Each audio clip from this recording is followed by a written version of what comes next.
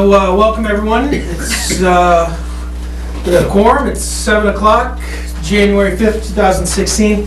The first night kickoff of the budgetary season. Where's the Monday Night Football logo, right? Fantasy.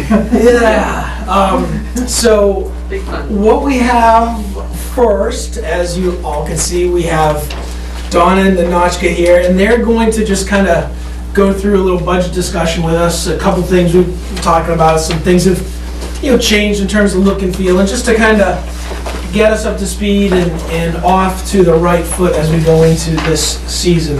So I'll turn the floor over to you guys. Well, first, if I could make a public service announcement. Yes. No, the camera's all around, trust me. Today, we found out that the tax rate that was printed on the bill was incorrect. Okay. The values and the tax amount are correct.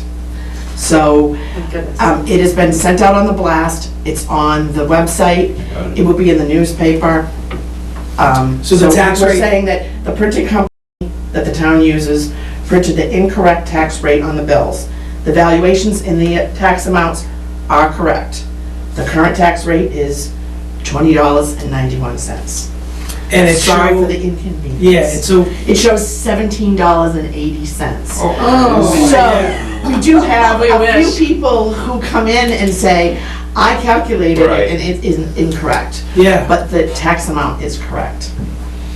The company said they got it from the Department of Revenue, and the only thing that we could figure out, because we went on to see From every town that has a 8 tax years rate ago. No, it was never our tax It was rate. never our tax rate, but the town of Barry, who's just before Bolton at the printer, their tax rate happens to be $17.80, so. Which seems like too much of a Too much of a coincidence. coincidence, Yeah. yes. So I think they didn't quite line it up. But the important things, the valuations and the tax amount that they pay us are correct. So we need not go any further. in We need terms not of go any further, No. but the actual numbers. the actual numbers are correct. And some people might not even notice the actual tax rate anyways, but we do know that some people will. So Well, if anyone our had their head- apologies. Anyone had their head turned on, they would know that just looking at the number. was But it can't be absolutely- right. Yeah, Exactly. Absolutely exactly. correct. So, So thank you for that. yes, well, no. We're I'm gonna glad get in front of it, Yes, right. but yeah, so we tried to get in front of it, but Mm. it was a So wonderful day. there'll be a little note in maybe the newspaper. I mean, it's The probably, newspaper will print it in the next edition, and I asked her to run it for the next 2 editions. Like I said, the blast went out today. It's on the website. It's And it'll be posted in corrected our in the fourth office. quarter bill. Yeah, it'll be corrected in the next bill. So, all right, always some kind of glitch. yeah. But I don't know if you want to talk about the formatting. Like I mentioned just before you got in, one change that we made, the longevity, as I'm sure you're aware because you've been sitting here, quite frequently we would have to come back for a transfer. Well, I handle all the longevities anyways, so what we did was we took everyone's longevity and put a new line in my budget. Good. That was So, yeah, it took us a while to figure that one out. So, because I'm the one that pays it all, until the very last end, we shouldn't hopefully need a transfer. I don't expect to, we've had, a lot of people who were receiving longevities have left. So the pool of money is small, but it is in my budget now. So I'll remind you when I come in February that that's why I have this $7,700. It's not for me. Yeah. It is Exactly. for That's why your longevity. budget goes way It up. will be a glaring It number would be a glaring from 0 up. to Yeah. 7. Yeah. No, which is why some of the, other budgets might look a little lower, because Right. they had it in last year. Yeah. Yeah. So don't be fooled. No. Yeah. Don't let them try to. Yeah, exactly. Our budget's lower. And it was mentioned at one of the staff meetings, but still, Yeah. people will forget. Yeah. And most people did submit it in their budgets, and so I took it out. So hopefully that's reflected in Mhm. and I just wanted to kind of introduce myself Yes. as being new and with a name on an email or. Exactly. So I look forward to working with you guys, and anything, if you need spreadsheets or information, I'm here. I'm here Monday through Thursday, 8 to 3.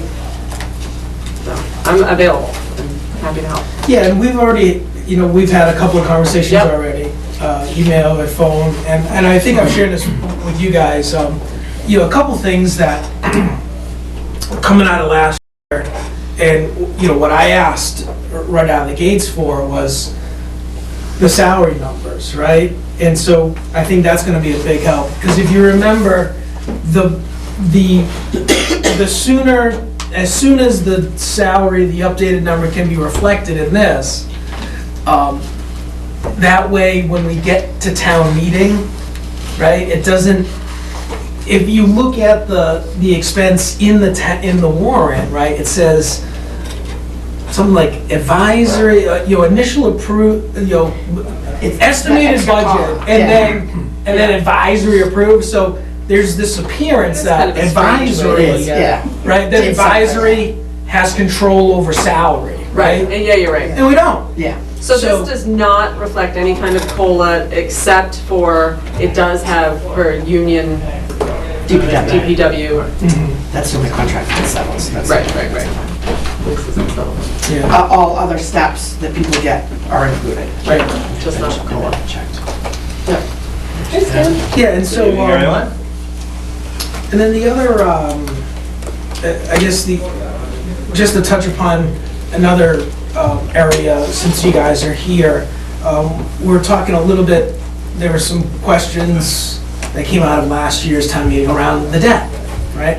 And this was something that, when I got on here, I was immediately on the phone to you. Oh, yes, you were. Talking, like, all right, we gotta We're gonna do something with this debt. re-amortize this, and so it doesn't work that way. It doesn't Right, work this that is way. me- It's, yeah. So could you just, since we're all here, would you mind just providing a little bit of education Sure. around that front?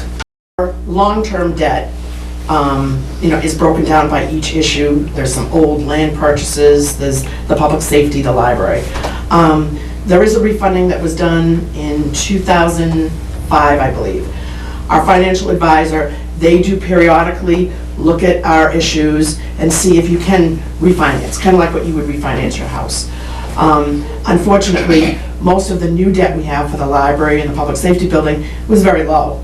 So that there's no opportunity to refund that. So what we could refund, and I think it was some old school stuff from way back, I think there might have been a land purchase, that has been refunded. Yeah. So the bottom line is, whenever, between you and the town financial advisor, there's eyes on this. That they And always, any opportunity at a given next tranche or whatever it is. right, I have the If authority there's to just the go. opportunity to refinance, that does take place where it makes sense. Yes. Okay. Outside of that, we do the short-term bonding. Yearly, we roll a ban. Yeah. It's through the state, there's, little to no cost. It's usually sent out to Massachusetts banks, very low. The last one we did last year was for, it had some dump trucks, it had the fire truck. Yes, yeah. And a bunch of things.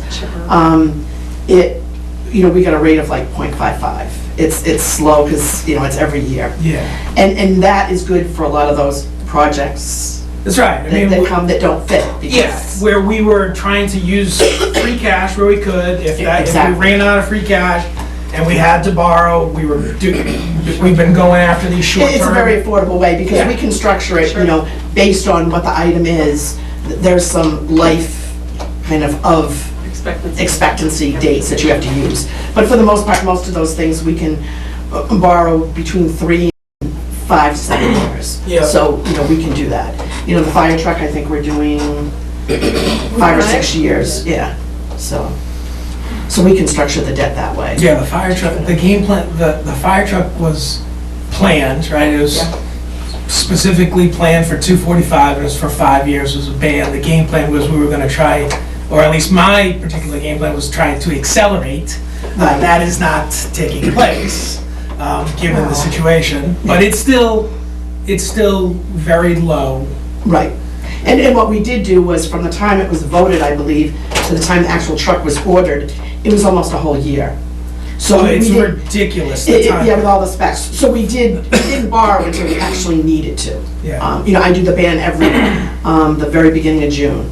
So, we waited that whole year. So one May, we voted for it, it was all the next June before I actually did the Yeah, borrow. and unfortunately, even still, that has just been a very A long. long process, the thing. specs and everything, it was very long. I think receipt is this June or July or something? I'm not even sure. I mean, Yeah. it's still a ways off. Yeah. It's- Yeah. So I think as you look, I mean, I don't know what kind of, purchases people are looking at, big kind of Yeah, capital you guys probably have a purchases. better idea than we do. I haven't seen anything as far as the capital, DPW, I mean, I don't know it off the top of my head. Yeah. But they have. but Yeah, I'd heard that. that would be, if they are approved, that would be the vehicle that you could use. Yeah, I mean, I think it's just, I mean, we all know that, this year, it seems like we say the same thing every year, right? It's just It's gonna be a tight It's gonna be a year. tight- When isn't it a tight year? Exactly. I don't know. Yeah, every year. Yeah, and I think there's probably a little more, concern going into this year because of what took place with the school. At the same time, I also think that what is presently taking place with the school budget, I mean, there's a very good story around that. So can they make up that shortfall? I doubt it. Yeah. But, and that, and we're working, we've got free cash this year of 600 and change, where last year we were starting with 900. So,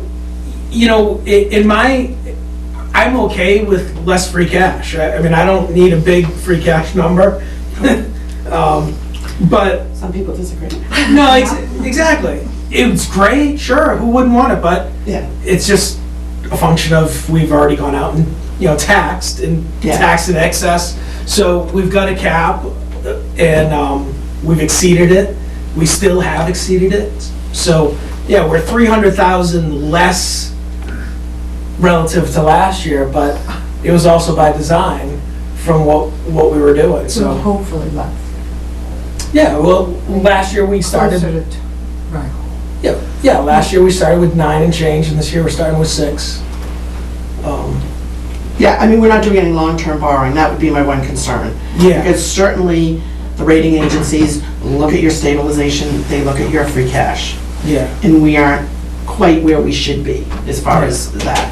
But we're not going out, so that's not an issue. I mean, they can come and look at you off-cycle and do a offhand review, but, we've started funding our OPEB, that's a plus, so maybe there's a few more pluses there. So can we, given one, I'm not an accountant, 2, everything that I've heard from accountants, this municipal accounting is slightly different than regular accounting. Yes. Yes, it You're is. not just learning by fire that way. I was a property accountant in Boston for years and years, and this is very different. All right, so, Fundamentals are the same, but yeah. it's, There are So- 3 sets of books, not 2. So we, last year, for example, MIS came before us, and we moved from an environment of purchasing onto leasing. And the year prior, we, as a committee, explored that idea with police cruisers, and it didn't go through. Yeah, I don't know if it's going to in the future, but while I have you here, I would love to get your input on, on capital items. So whether it's the police department, whether it's DPW, where traditionally the town has been an environment of purchasing, whether used or brand new, it's been a purchase, whether flat out with cash or with borrowing. Assuming the town were to move to a lease on something, right? Can you give us some insight what that might? I don't know. I mean, I think it would depend on the cost and what, I mean, I feel like I don't know enough about police cruisers to know what's Yeah, I the know value of a used one that some versus. municipalities do lease, Mm. and they have a lease, own, and roll over that way and constantly lease. For cruises, I haven't looked at the numbers. As far as the DPW stuff, I've never heard of any dump trucks or sand trucks or anything that are in that lease market. So not necessarily from a number standpoint, does it make more sense, Right. to buy a certain vehicle or lease a certain vehicle, but from an accounting standpoint? Do we is- have a standard methodology, such as compare the net present value of renting versus purchase? No. That they haven't done I mean, I it. would That's- think it would come down to 2 cases, and whichever has a more attractive number. Yeah, I guess I'm trying And to, if they're more risk with one or the other. Right, I think you'd have, And again, I'll stipulate to get that I'm not an accountant, but I guess I'm wondering if, you do certain things in your personal life that impacts your taxes. We're doing other things that it impacts it in a positive, negative light. So I guess I'm just trying to figure out if we were to move to a lease environment relative to a buy, where we have been historically, what might that look like? Is it going to trigger this line item and this line item, this line item on the overall budget in a positive way, but then again, a negative? Yeah. I guess that's where I I'm think trying the to. police department has done some Yeah.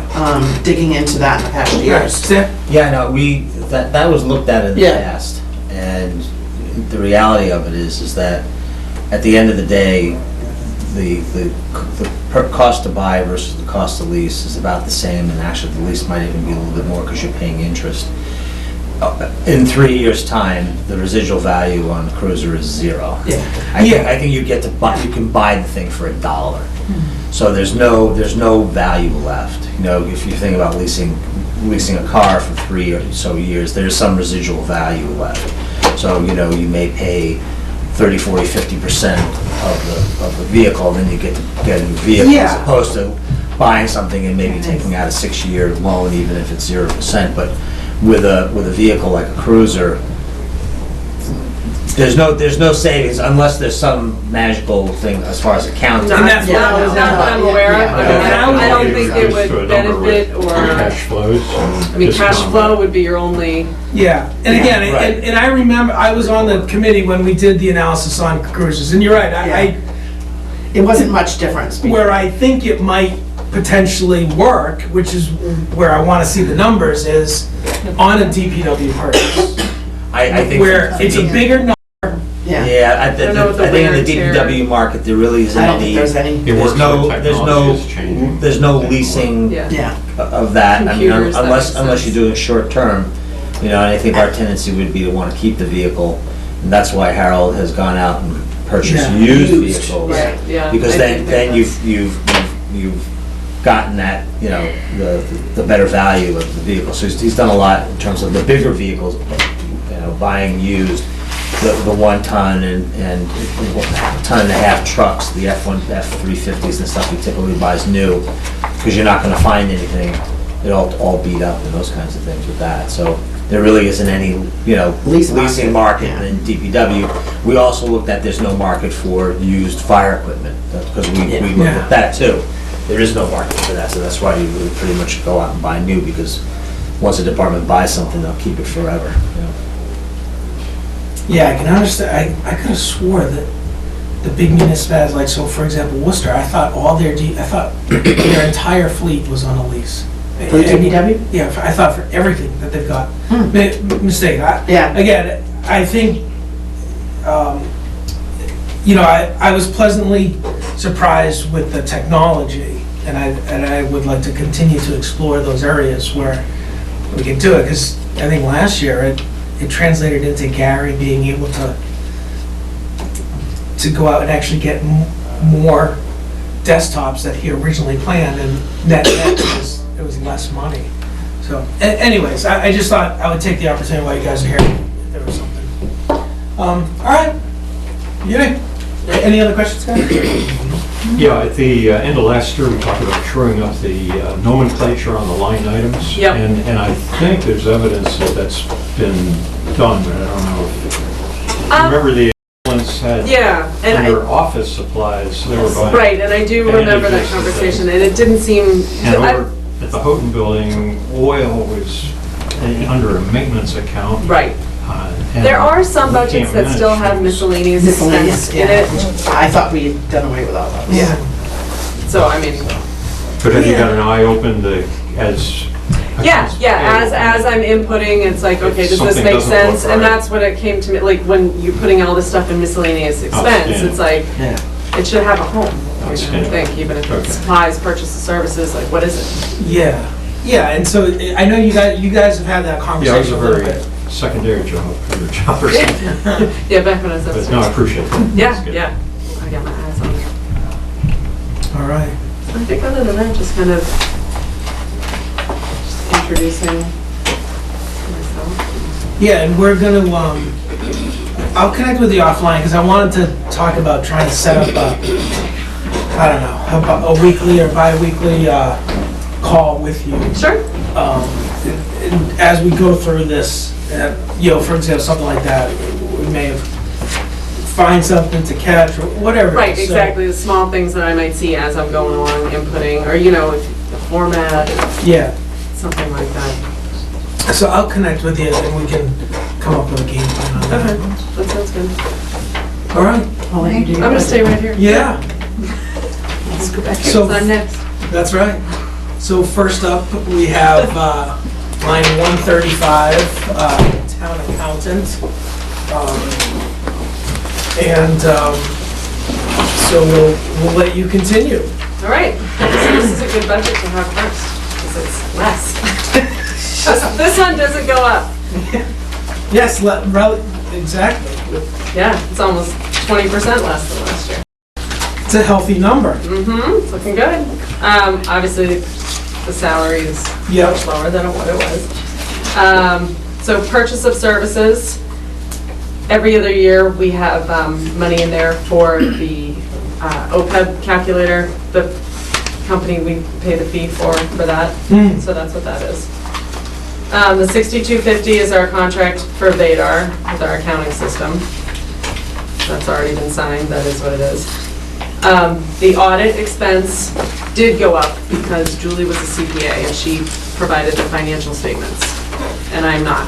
So in order for the auditor to provide the financial statements, it's a little more expensive, but not a lot. And then the supplies and meeting lines are level funded. Is questions on this? Are the supplies office supplies or? Toner, Yeah. paper clips. We have like 3 machines that we have to provide toner for. So We've got a we share copier, it. we've got a printer, right, Donna and I share expenses As, for. as a kind of a long-term goal, I'd like to aggregate all the supplies that we buy and go out to bids and see if we could get a more attractive price on them, but I need to know kind of. I mean, I don't know if that would work for some of the small, I mean, you're It talking. works in industry, No. if you get different people, and I don't know how we buy now, maybe we buy the best that we possibly We do have a can. government rate at WB So Mason. maybe We we're, have a government rate with W.B. Mason. We purchase all the town hall paper through a state bid. Right, in There are mass. some things, but each office has a different printer, so we couldn't pool No, that's okay. sharing the same thing. Yeah. So if somebody has, the state has aggregated all the. So I think we do buy in bulk the things that we can, like you said, the paper and Yeah. stuff like that. Linda but- does through the state bid, all the paper comes. And like I said, we have a government discount with WB and some others, so. I guess, In the catalog that we shop from, are the prices noted? I'm thinking if I could take a few examples and test. I don't know if the catalog The catalog reflects the doesn't government reflect the price. government price. I don't think You it just order the does. item, you don't know what its price is. Okay. I mean, Pam, did you have a comment? When you order online, you see the price in the catalog and then under it, your price. Oh, okay. Oh, So yeah, you- oh, yeah, and we're all connected, like, they have an account, I have an account, Michelle, you guys have an account, but it's all that special pricing. And somebody at the state has bid that out, and we believe it to be a. I guess. Yeah, I don't know how it's negotiated, But been, we but- definitely get yeah. the better price, and we But- go after the better price.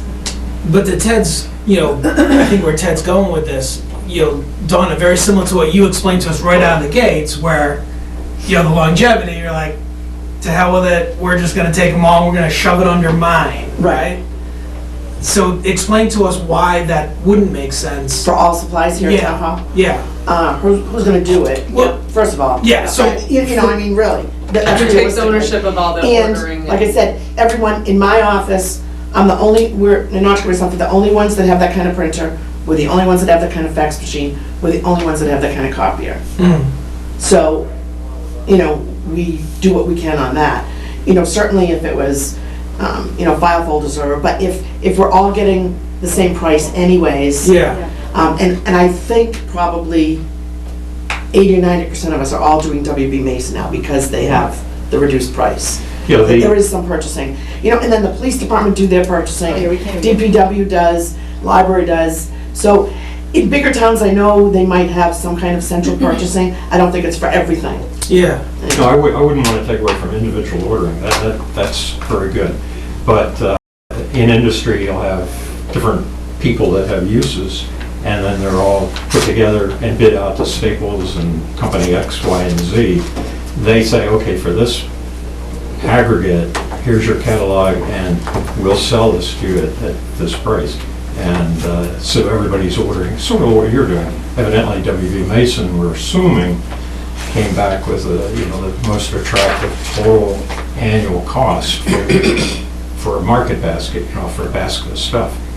And you individually order that kind of thing. But Yeah, I'd be I don't- glad to take a couple of examples of items and prices and dig through my files to find some old contacts and see what, if shop the prices, see if they really are good. Right. Yeah. I don't know how they came up with these government. They're certainly not doing it for Bolton. We have no buying power. Because, I mean, Our volume's so low. when you're talking volume's about, so low. a couple $100s for each office, there's certainly no Right. buying power. There's tremendous markup. So I think whatever government deal they have, I'm sure it's within Massachusetts. yeah, no, which I think that's encouraging right there. Because at least I was of the impression that each department was kind of going off, ordering, getting supplies, right? So there's at least one, somewhat central, There's an electronic catalog. yeah, and then Right, you so guys we can have, go. right, we all have Yes. our own account So- numbers within that And, umbrella. Yeah. and that is relatively new, the government discount that we're getting from them, I think. Any other questions, guys? No, I'm good. All right. So thank you. I have, mine's pretty easy. It's a good way to ease in, I think. Yeah, All right. absolutely, thank you.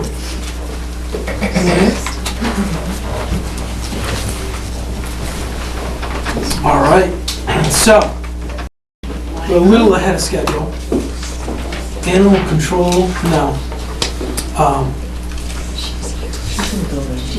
There she is. All right, You wanna go early?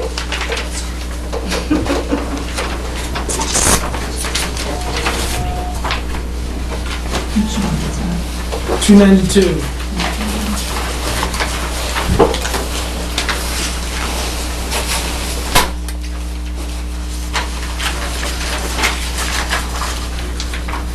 Ms. Latham, please, welcome. Thank you. How are you this evening? I'm well, thank you. How are you? Doing well. Good. All right, so, looking at the budget here, somewhat of another easy one. The request was level funded from last year, and it looks as though you came in. So tell us a little bit about what's going on with you in animal control. There are going to be some changes within the next year, and one of the things is going to be that Bolton will have to get its own microchip scanner, which is probably an outlay of a couple of $100s. The state now mandates that all animal control departments have it, so that, on the road, we can scan to see if the dog's got a chip in it. I haven't started shopping around for prices. Oftentimes you can get them as, sort of specialty deals. So, but that is something that's going to be an expenditure. That's state mandated? Yeah. Those things, It also makes common sense, because, if you pick up somebody's dog, and it is chipped, you can find out on the spot who owns the dog. And if you're simply picking up a stray, that may not be terribly important, but if you've got a dog that's been injured, then it becomes, a little bit more critical that you be able to contact an owner. yeah, so if I remember correctly from last year, that would kind of close the gap a little bit on those situations where there was an injured animal. Yes. You were having difficulty finding out the owner, and then the pound, the rates were getting racked up, whether it be, in a shelter or at the vet, and and you're having to, or the town is having to take on that cost, correct? Well, pretty much, injured animal is one thing. That probably is the most important, that you can get a hold of an owner right away. All vets have scanners, so it's not going to be, there's a huge difference in a gap. I also find that of the dogs that do have chips, probably 50% of them, the owners never registered the chip. So, they paid to have this high-tech, thing, and then they don't follow through their end of it. But what it does is it does allow me to, on the spot, at least try to start contacting the owner, which, is important.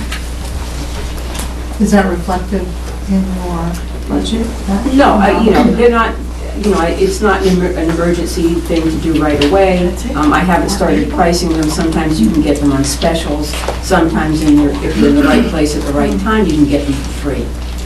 So, this is not something that is an emergency. Right now, I have use of Stowe's scanner, so, it's not that Bolton's not covered.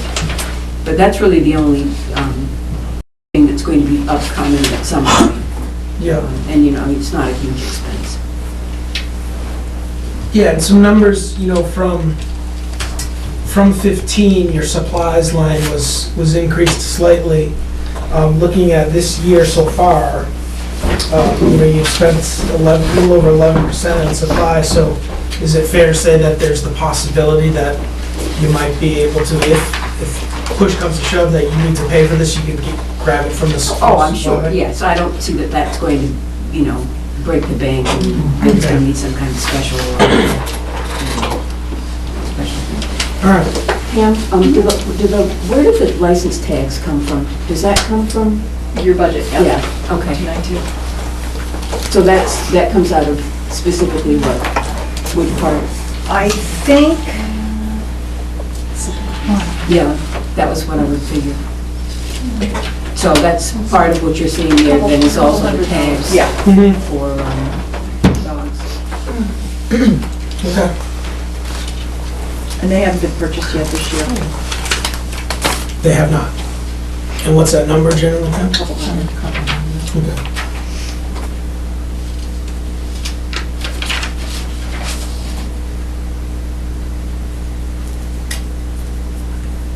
So, what purchase of services? That's been a little bit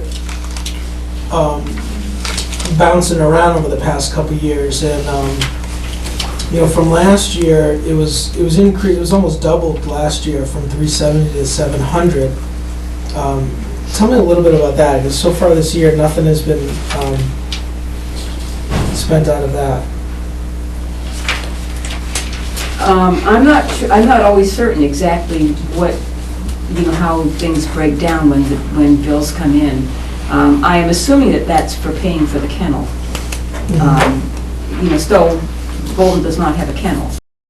So what the deal we have with Stowe is that, the fee that is charged for 1 day, residence is $40. Out of that $40 that I collect, I have to Bolton gives back to Stowe a good chunk of that. So that Stowe is charging Bolton $25 per day, out of the $40. The other thing that you're going to see much higher this year is mileage, because there have been a couple of months in which I've put through some pretty hefty charges on that, most of which were going back and forth to district court with one particular individual.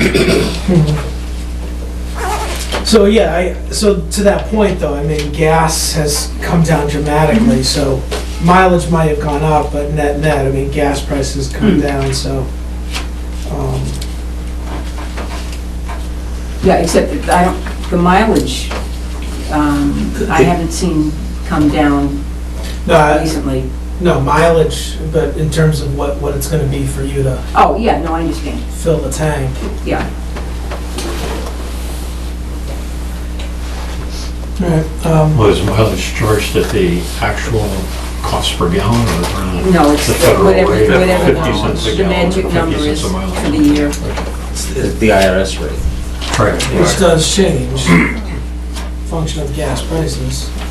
How many encounters do we have a year? How many dogs or how many calls? It depends, Christmas Day, I was out Christmas Day picking up a stray dog. I'm on call 24 hours a day, 7 days a week, 365 days a year. It just really varies. Is there a log that says? Yes, oh yeah, no, I keep- Just be curious. and Yes. I'm wondering if one person is responsible fact- for 10% of the encounters or, is it over? With loose livestock, there have been sort of 2 contestant winners, that I think, Two contestant. their shadow is large, let's say, and I can't imagine. Offline, I'd love to just see what we're buying here, so the number of encounters and the nature of them would be. Oh, well, they vary so much. Well, the Okay, that's what I would, major offenders can have we do that offline? subsequently. Yes, you at know, least one of them has given up her replicated. horses, I understand. Well, define given up. Oh, okay, well, I don't. Yeah. I'll probably find out if she has. Absolutely. Well, yes. No, but there's been, a lot of loose livestock issues. But that, I think, has calmed itself down some. Yeah. There was one month in which I think my gas figures, I do it every 2 months, but it was like almost twice what it normally was, and it was really all to do with one person and back and forth to district court. Well, it's allowed the selectmen to play the heavy and lay out big fines. That's right. All right, any other questions, guys? No. All right. Okay. Okay, Thank you. thank you very much.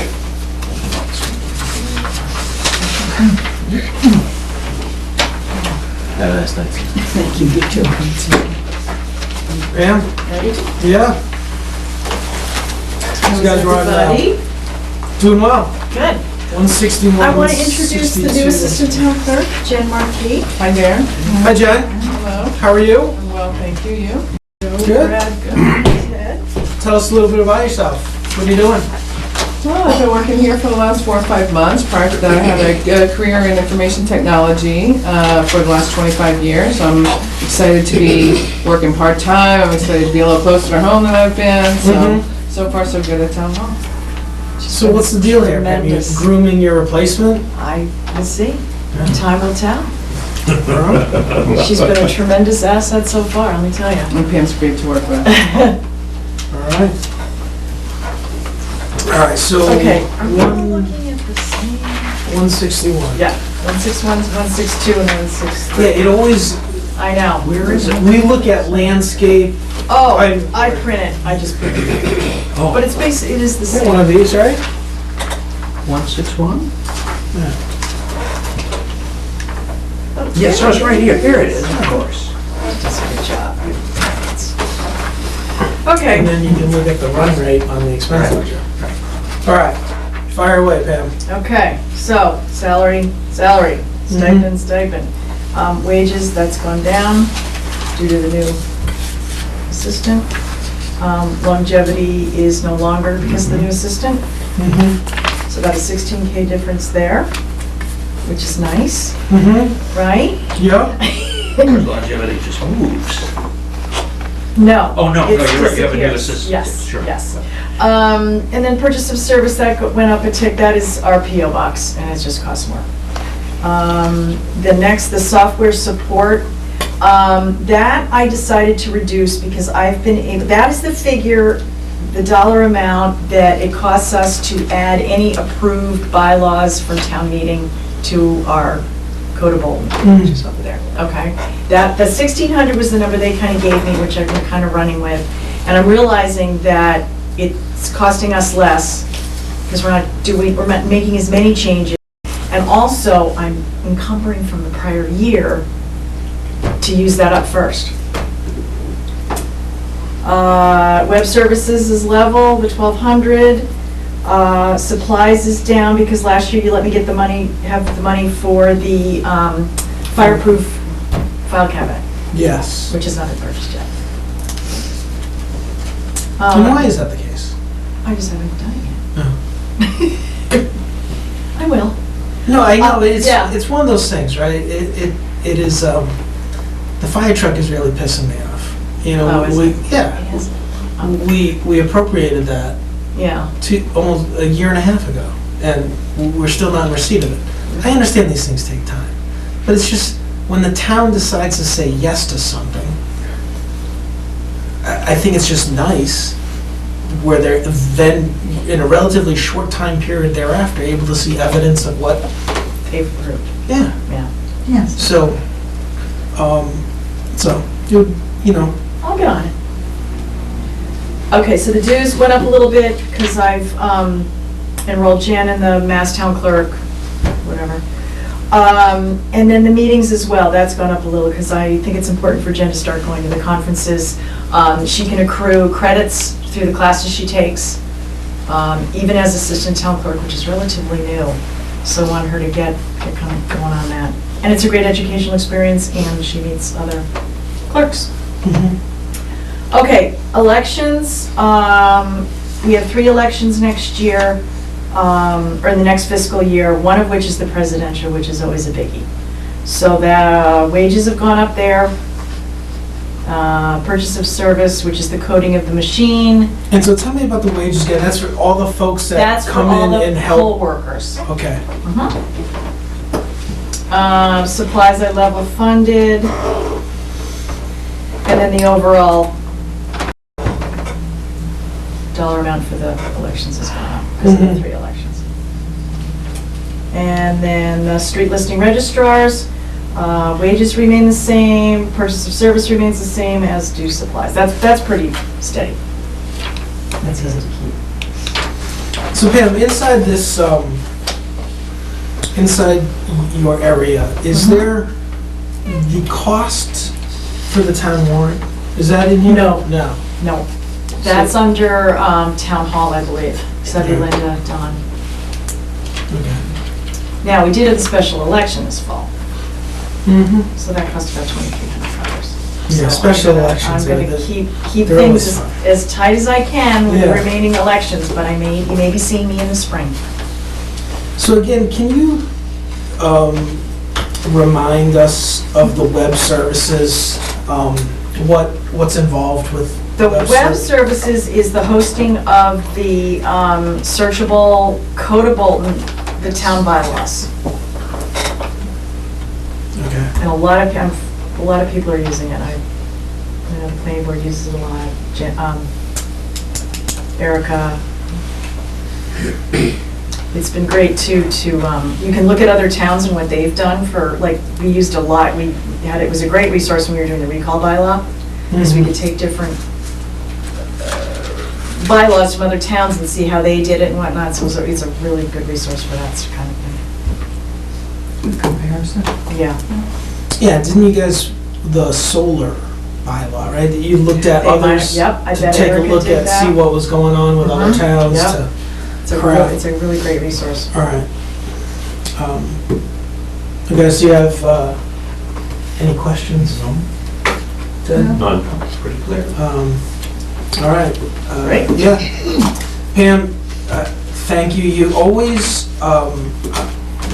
ever since I've been doing this, you always way to come in here and always so well organized, and you always come in with a lower number. So you put it in, and then I want to commend you for continuing to look and find lower ways, so thank you. You're welcome. Okay. All right. Have a nice evening. You too. Thank you. It's cold.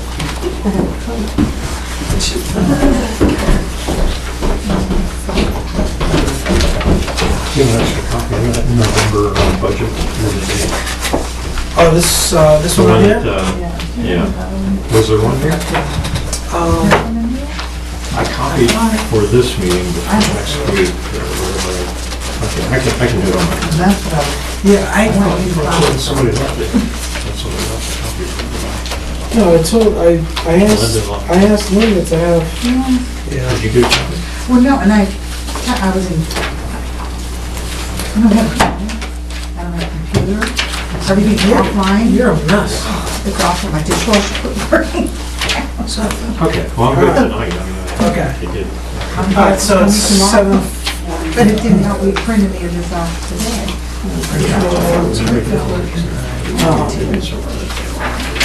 Martha, you're a bit early, so you're here, so thank you. We're welcome to come down and hang out with us if you're ready. I'd like to introduce our new treasurer and historical commission, Alice Cogshaw. Hello. Aye. So this is 691, guys.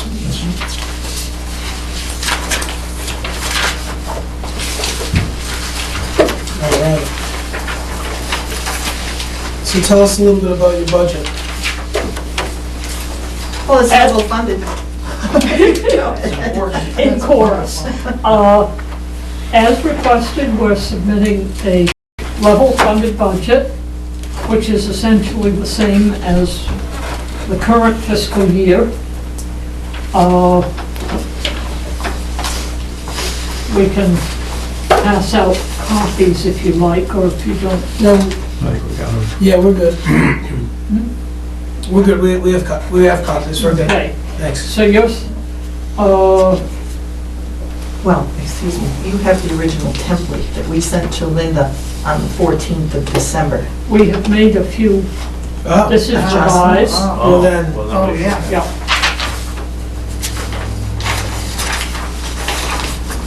Here we go.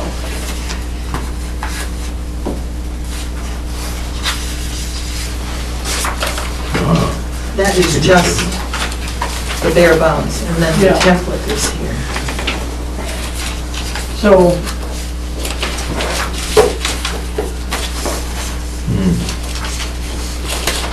all right.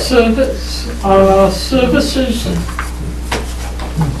will mostly be cemetery preservation work, which is ongoing, The purchase of services. yes. So I'm seeing that's coming down from 54 to 34. Yes, And tell me a little bit where the savings. Supplies went up. we simply increased signage for the expected National Register Historic District, which should be approved in the coming fiscal year, and assign more money to the signage that will be purchased for that. The cemetery work is ongoing, so what not be done in one year is done in the next. And that's until that will just keep going. And so the National Register Historical District signage is supposed to take effect when? As soon as we have approval from, what is it, Department of the Interior? It's been approved by the state and will be submitted this spring, and then it goes to the Department of the Interior, and it takes about another 4 months.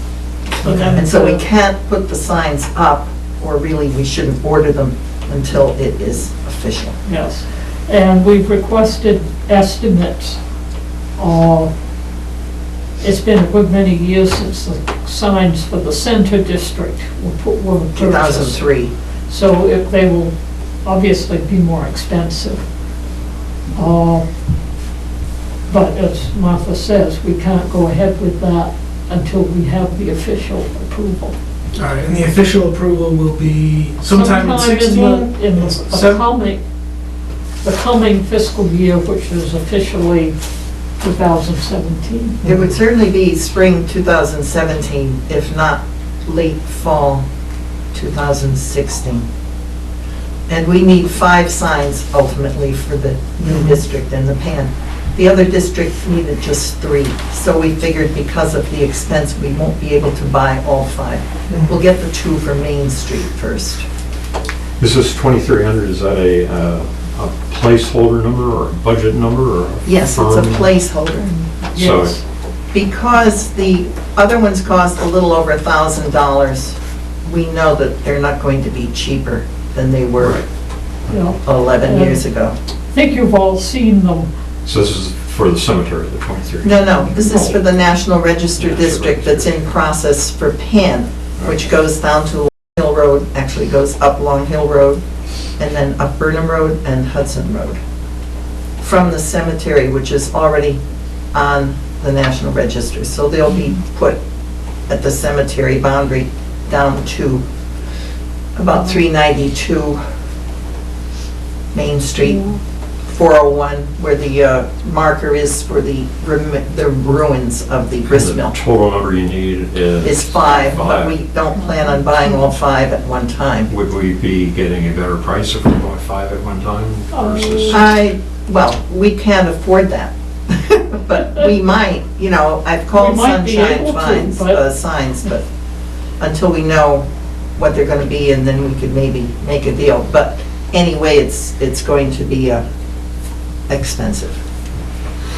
I mean, if you go out and get quotes and somehow buying 2 at a time is very, very much more expensive per item. Well, they're than not, 5, come back and let's talk about it, because sometimes setup costs are very, very high on some things. yeah, they are actually all same text, so that's a good idea, but we didn't explore that because we figured we couldn't afford 5 at one time. Right, and then But have we to can- put them up, which we don't know the cost of So getting them this is similar. all at one time. It's cheaper once you're out. Are you get, to me, this is very similar to the request that came before us for the town of Bolton signs. Yep. They move forward, have things built, and then it wasn't all finalized, Oh, by the way. and that, yeah. So I'm almost thinking I would rather wait till everything is finalized, which, so yeah, the state has approved. They're still waiting for the national, which is to come fall of 2016, spring of 2017. Yeah. And then they'll have the definitive answer. So my thought is, once the answer is definitive, then we say yes. Then So we get the money somewhere. I would say that, the supplies goes back to 100. And when all that's complete, then we move forward with the signs. It took us 7 years to get the signs for the first National Register District, so we don't want to have 7 years go by before we get these signs up. And I did ask, our Sunshine Sign Company has done most of our signs in the past, for 2 estimates, one with installation and one without installation. We put them up, we put the 3 up. There was someone on the commission who was skilled enough to set them up ourselves. We never had them installed per se, which is a big saving, but then we're not sure we'd be capable. I mean, normally this is something DPW might do. But they don't. They're strapped for manpower and hours, so. The point is, having them in this budget is that when we get the approval, we can then move. We're not going to Come then back to have us, to to us. wait Transfer. until another budget cycle. The thing is, And if the town has any pride in having these districts, we'd like to get the signs up. they're always approved by the Department of Interior once the state has approved them. It's just that we could not install them until the final approval from the Department of Interior. Stan? Is the budget you're talking about different than what's in here? Yes. Yeah, so they handed out a sheet here, and so Well, Stan, what all they did was, The total is the same. they swapped, they took some money out of Purchase of service? 5,200 services Right, Okay, so the number's the same, except that Yeah. they've, right. Yeah. 30, it's the same total, but they That's just the put biggest- 2,400 as a placeholder in supplies, and they took it from services. Is there any way we can revisit the sign dollars I think- later I and think not We it's could fine. put hold it that back up? I in mean, services I and think then we call can a sign somehow. a service rather than a supply. Right, But it is, No, so first of all, Maybe you should I buy commend five. you for actually appropriating where it is. Well, You know, yeah. a sign is not a service, it's a It's an supply. object. Right? None of this oil sitting in friggin' office Right. supply. So, that's great. The bigger concern I have is though, you're looking for our approval on this, and the time period to actually take receipt and deploy the money is a ways off. And I think you guys are in the room where you heard me say, this town has a lousy track record of, once we move forward on something, then it takes forever to actually take receipt of it. And in the meantime, we're dealing with $1,000 a month tax bills. Keep in mind that we can do nothing until we have the approval. And as soon as we have that, then we can move and place the order. And how long does it take Sunshine Sign to produce? They don't take long. No, it'd probably be a month. oh, so we're looking, what, 5 months from when you get an approval? It takes about 4 months from now, or No, it's, looking at? the Mass Historical has come in and the adjustments have been made. Then they have a formal presentation, probably later this winter. In the spring, it will be sent down to the Department of Interior. And then it's just a formality that they review it and then officially send the letter. But that takes about 4 months, Yeah. Yeah. So it's going to be like the summer. probably 10 months, From now, yeah. but also that's still within The the 20, fiscal year that we're right, presenting a budget. early enough. And, I mean, we do feel strongly that we'd rather not have it pushed off to the, One committee, I think, would. to not to sit on. 2017-18, Right. and not be, be here with the approval and not be able to do it. Don't you have $100,000 in advisory that you can We go do, that into is, if you need to get? yeah, but there's. My concern is 2 signs or 5 signs, what's the most economic purchase number? Yeah. That's Well, we can explore that. The thing is, if you want to take this off and put it in the fiscal year 18 budget, that's fine. But we'd still consider the services what they were this year, 5430, because of the ongoing cemetery. We only have one conservator for the monuments, and they're getting on an age, and we need to finish more things at Pan. And then we need to go down to South Cemetery where there are monuments that have actually tipped over. They've been lying there for 3 years. Ooh. And we had someone look at that. We never heard back from that particular company. Most of the other conservators don't live in Concord, they live in Connecticut. So, we're staying with Span and Laner as much as we can. Any question? Yeah, is there a really good reason, since they're all identical, to not just order all 5 signs, put 3 in storage for 6 months? I mean, I understand it might not be appropriate necessarily Well, to... no, we'll need all 5 at the same time. It's just that we couldn't Well- afford all 5 at the same time. If you wanted to increase the budget, then, Yeah, you want to pay for all 5. Does it seem like I'm interested in increasing the budget? no. We don't think so. No. No, but the issue's been raised of why didn't we order Yeah, all no. 5 at once? And we're not ordering all 5 at once because you cannot Yeah. increase the budget. It's not that we wouldn't like to. Oh, I'm sure of that. We can probably So- order them and get an option, so that the cost benefit that you're looking for is achieved. It may not be, do a split delivery, but do a composite order, in which case that may get us where we want to be. Get the cost down for the quantity, but still split within the year boundary as needed. This is Bob Bush, I remember Bob. Yes. And I have So no idea the- if the advantage is that big or, you know. You don't know until you ask, and it's worth asking for sure. Well, it's- Any Well, amount if helps. it's- Have if we- For it's- the budget, if it's a cast bronze. it's more an thing or issue something, of, Well, you you know, have to yeah. cast all 5 of them. My opinion, any bill amount or helps, invoicing right? rather than placing the order. Why don't we put more money back in the preservation line so that you can, because you preserve up until you run out of money, right?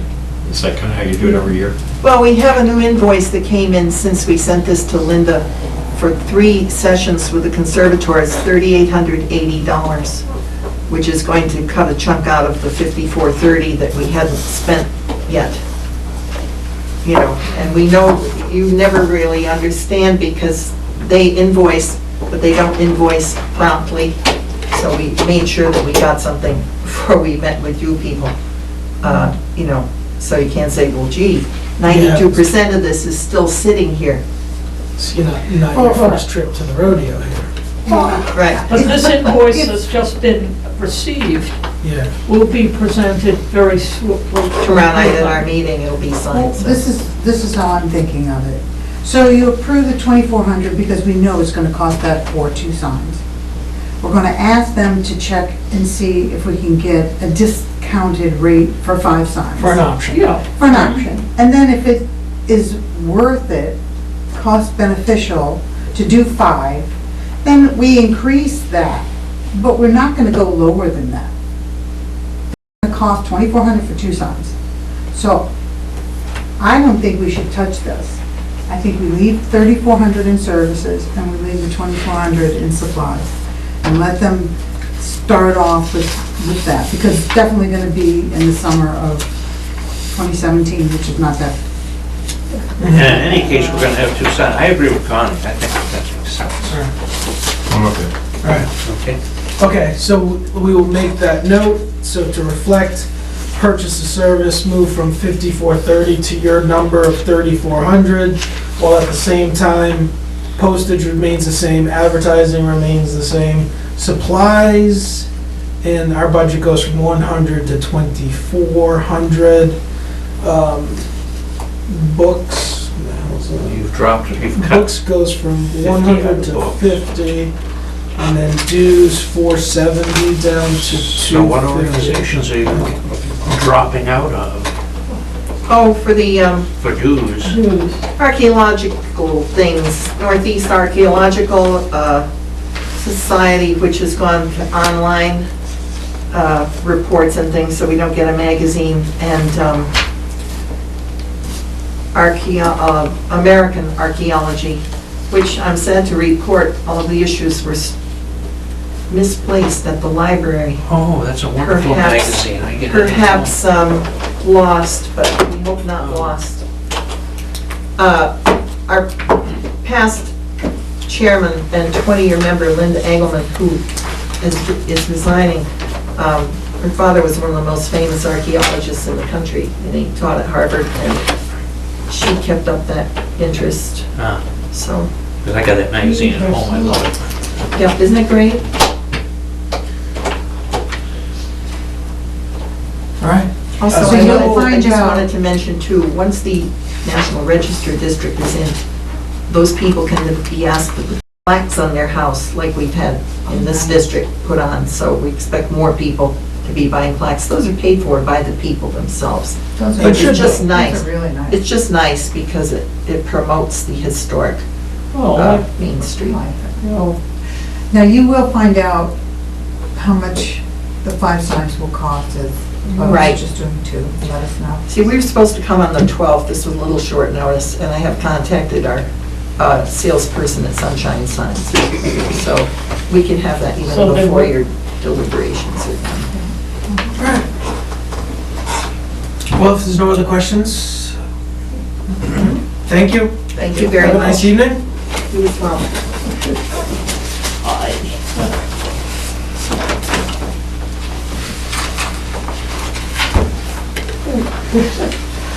Surprise.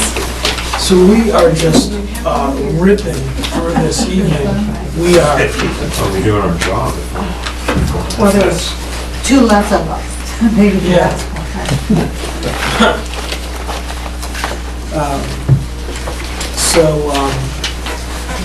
Next up is library trustees. But we, so a couple things, guys. I know when we started last year, so one, as evidenced by the fact that, the comment was just made that, it is the four of us. My thought is, it's critical that we're all here. So I'm gonna try and accelerate it up a little bit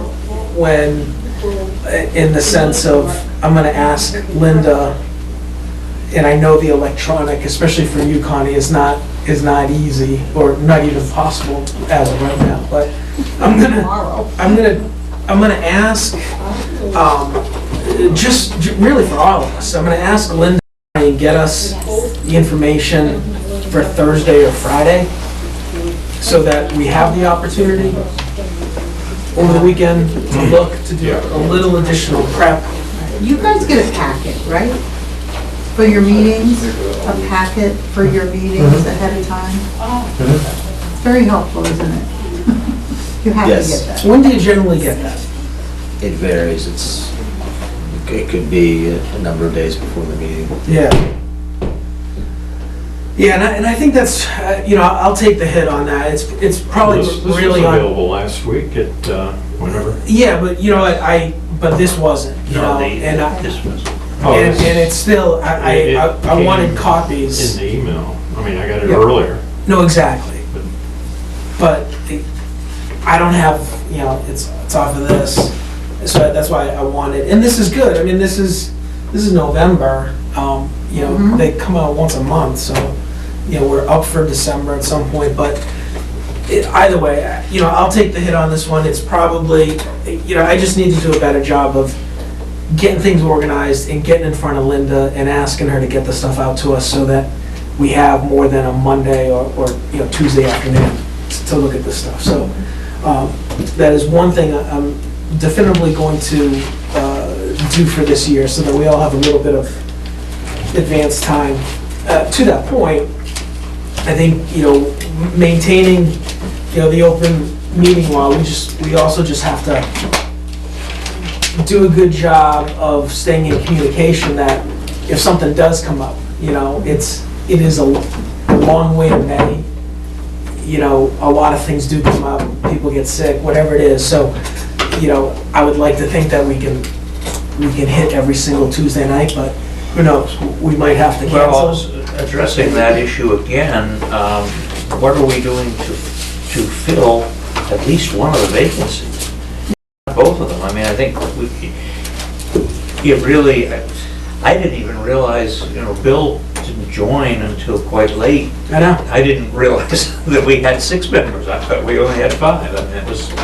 Yeah. No, I know. I've reached out to some folks. Pam and Linda are aware, but the last thing I'm definitely not gonna, put on my human resources hat. I got enough stuff to do. Well, no, I'm just suggesting that we, that we begin the interview process again, or whatever we do to make sure that people know. But there was someone to interview. Yeah. Well, That's the problem. there is at least one person I know of who had applied before, and that's Craig. Have you applied again subsequently? I don't think anything's been posted. Yeah, I'm not sure anything's been posted. I interviewed with the chairman and moderator and. We're at the nominating. Yeah, the nominating committee. Well, I would say if you are interested and you're still interested, I would say, contact Linda or Pam. Pam, she'll let you know what the. So yeah, Bill Bergen was a recent departure, just through personal reasons of, accepting a new position.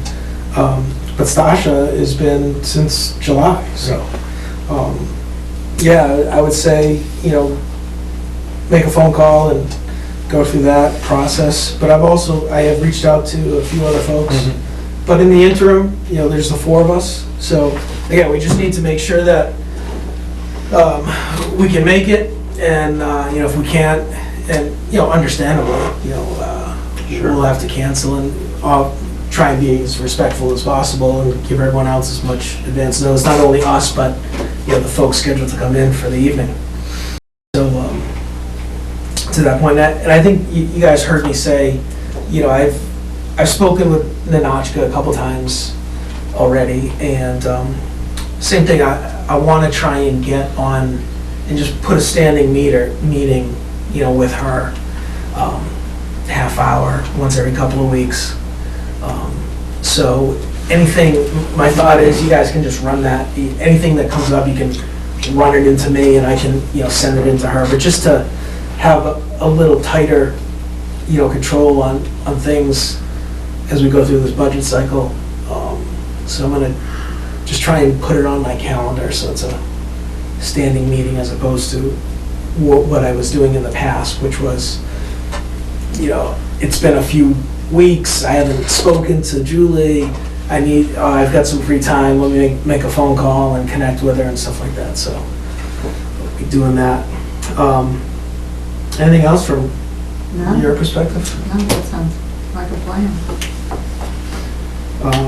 You know, I think it was important for, I'm glad that Donna and Ninochka were here this evening just to kind of give us an update. You know, and I definitely wanted to hit upon, you know, the debt scenario, since it was clearly an area where a lot of folks just didn't understand at last year's town meeting. Hopefully that is the case. I'm still, and I just haven't gotten to it, I'd like to put together something. I have a meeting this Thursday evening with the town moderator and Lorraine, just to, you know, get a sense of what, you know, what the message will be, you know, going into the town meeting to just get more information out there. And so one of the things that I've been working on is trying to put together information around the debt. What is it? What is it relative to others? What's it made up of? You know, I think the last time I looked, it, you know, something in the neighborhood of 30–40% of our debt is a function of land purchases, if I remember correctly. And at the same time, you know, what has taken place over the past couple of years is we have not been incurring any long-term borrowing. It has been those short-term payments. So, I don't know. Stan, have you guys gotten any insight on what capital projects are looking like for this year? I think we heard back from the schools that they aren't planning any, Yeah, but, which was refreshing. well, but you have to be careful. I mean, there's capital projects, and then there's all the stuff that Cleary had said about, you know, roofs and windows and floors and everything else, so we may have two kinds of capital projects. So I think we need to be careful about that, and I think, you know, Yeah. I think it probably would be beneficial to have him come in, Cleary, and articulate that again and make sure, because, you know, we're hearing one thing, but then you read in the paper the other stuff that's critical for the school just to keep the status quo, you know, and so it doesn't. So you guys are planning on having them come in, or your suggestion is to have us? Maybe have a joint thing, since we're posted to, maybe, you know, he can come in once and talk about it for everybody, so he doesn't have to come to 2 meetings. Yeah. Other than that, you know, I know that potentially there's, well, not capital, but I mean, there's a culvert or two that may need to be done. Yes. I don't know exactly what Harold's looking for as far as equipment. I know he had, at one point, he had a backhoe, the engine went out on it, and Yeah. they don't make the engine anymore, because I think he's already replaced the engine in that once. Yeah, he shared with me, you know, there's gonna be he had a couple of items on his list. Yeah. Um, Yeah, and I think, you know, where he is relative to the age of some of the vehicles. As you know, in some years, he has spent a tremendous amount of money on repairs, and, whether it makes sense to Yeah. buy something as opposed to keep nursing what he has. But I haven't talked with him really recently about that. Yeah, and that's another point, guys, is, I was looking through all of the notes that we had last year, and, Chief Alfano came in and he provides us with a fleet listing of the cruisers, right? Which is helpful. It's more information that we had, years ago. Harold does the same, but at the same time, I'm working on, I've been trying to put together a master town fleet. Be nice to have a standard format with a Yeah. PIN number and Exactly. main, What miles, is it? fuel, That's right. And at the, expenditures. that's right. And I, as Bill was heading out the door, when he called me and said, my time on advisory was short and I have to leave, I said to him, I needed info out of him. So he had some exposure to some fleet management software. So he got me some information. I just haven't had a chance to look at it in an email, but I wanted to explore that to see to what degree that could be deployed for the town. And again, not looking to have an added job requirement to all these guys. But, the stuff, for example, the police department, what we get from the police, again, is significantly better than what we used to get 4 or 5 years ago, but it's still on an Excel spreadsheet, it's a graph, and it's really hard to get a sense of what's going on. And I know there's enough software out there to basically say, here's the Mendoza line, and it hits this line, to hell with it, it's time to get a new one, right? And just to have a more professional way of keeping track of all this stuff, so. Anyway, at the very least, I'm working on a master town fleet list so we can all have one document that says, here's everything. I think you still might need two, because, a police cruiser fleet was gonna behave differently than a DPW fleet. So, the thing is, ask yourself, what do you wanna get out of the information? What are you looking for? And maybe one fleet management software isn't gonna do it. And the thing is, we have X number of cruisers and Y numbers of pieces of equipment, and, what is it you want to find out? And maybe it can be done still with an Excel spreadsheet, but, you just need certain pieces of information. Oh, yeah, and I think it's two different things. I agree with you on the software, it very well may be, but I'm simply looking, and I'm doing it in an Excel spreadsheet, just a master list, so that I don't have 4 different pieces of paper that says, here's the police vehicles, here's the DPW vehicles. I just want to look at one friggin' sheet, but that's just looking at a snapshot of what is the town has. And then to your point, Stan, I agree. I haven't even had a chance to look at this software yet. Maybe it's not even the right one, and you're right, maybe it's a 0 on it, we don't need it, and maybe only one department needs it, I'm not sure. On our town's, I'll call it an intranet, can we have one spreadsheet and then people input to it, so it isn't somebody updates a spreadsheet and then you gotta worry about distribution. But if you have one public spreadsheet, and Google, I guess you could use Google to do that. Yeah, Then everybody puts their data in it, and whoever looks at it, it's up to date when you look at it.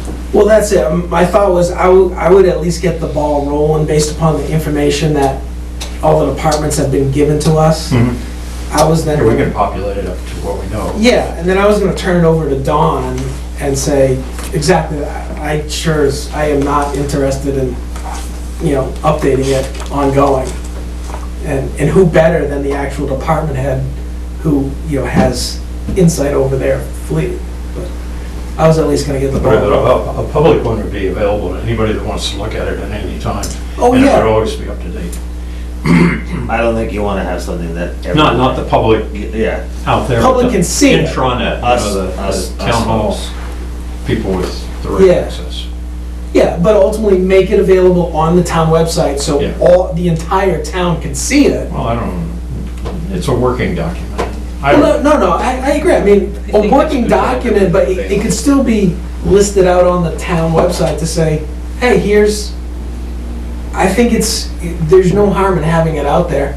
They're not gonna be able to edit it, the town's people, other than, you know. Something to talk about. I Yeah. don't want to spend $600 to update the website though, every time we do that, but, Oh, you know.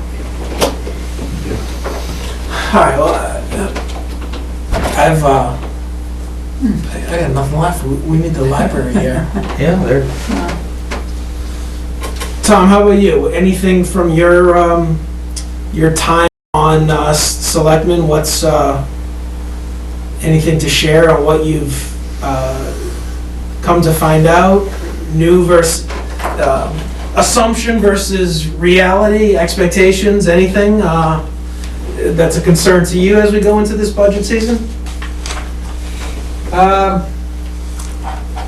Yes, it's my first time around, but it seems, the speaker, I saw that Globe had an article, the speaker ruled out any new taxes or fees or anything like that.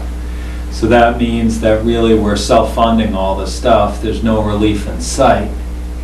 And, so it's a really regressive way to fund things, but that's the way it's gonna be sounds like for the foreseeable future. And I don't know, it seems to be a daunting problem, especially as payroll seems to be the driving force rather than, even though the capital expenditures like, $200,000 culverts and $275,000 ambulances and things like that, it's still dwarfed by what we pay people and those increases in the contracts. Yeah. And Ted said something earlier, we're buying services. That's what we're buying. The town is through its, and are we buying them as efficiently as we can? Or are we overbuying any silo? Is any silo we paying for services we're not using? And I think, I was reading online, we're not buying input, we're buying output. And are we looking at that, are we looking at the budget appropriately? So that's my kind of quick overview. Yeah, in addition to office supplies, web services or software, and software just means different things to different people, and whether we could get a low bid, one person to do it all, we just don't know, and we need to find out. Definitely. Anywhere you can come up with any money, because, otherwise it's just higher and higher taxes. And, I think the good news is there is going to be some debt rolled off, but if we don't protect that money for things that are going to add value to the town, then it's just going to be gobbled up by salaries and payroll and. Yeah, I mean, the greatest, we even heard it, here tonight, who said it? Oh, animal control, right? Unfunded state mandate.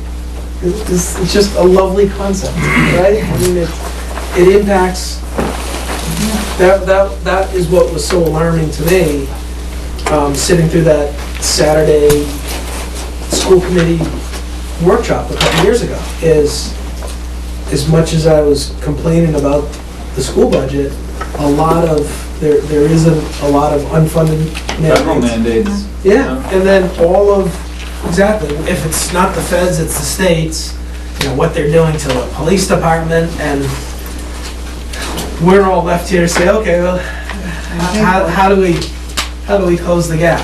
So, yeah.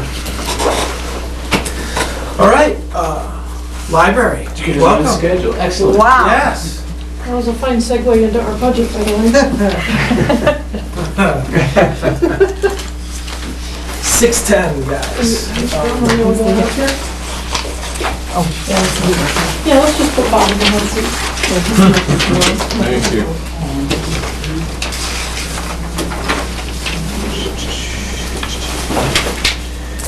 People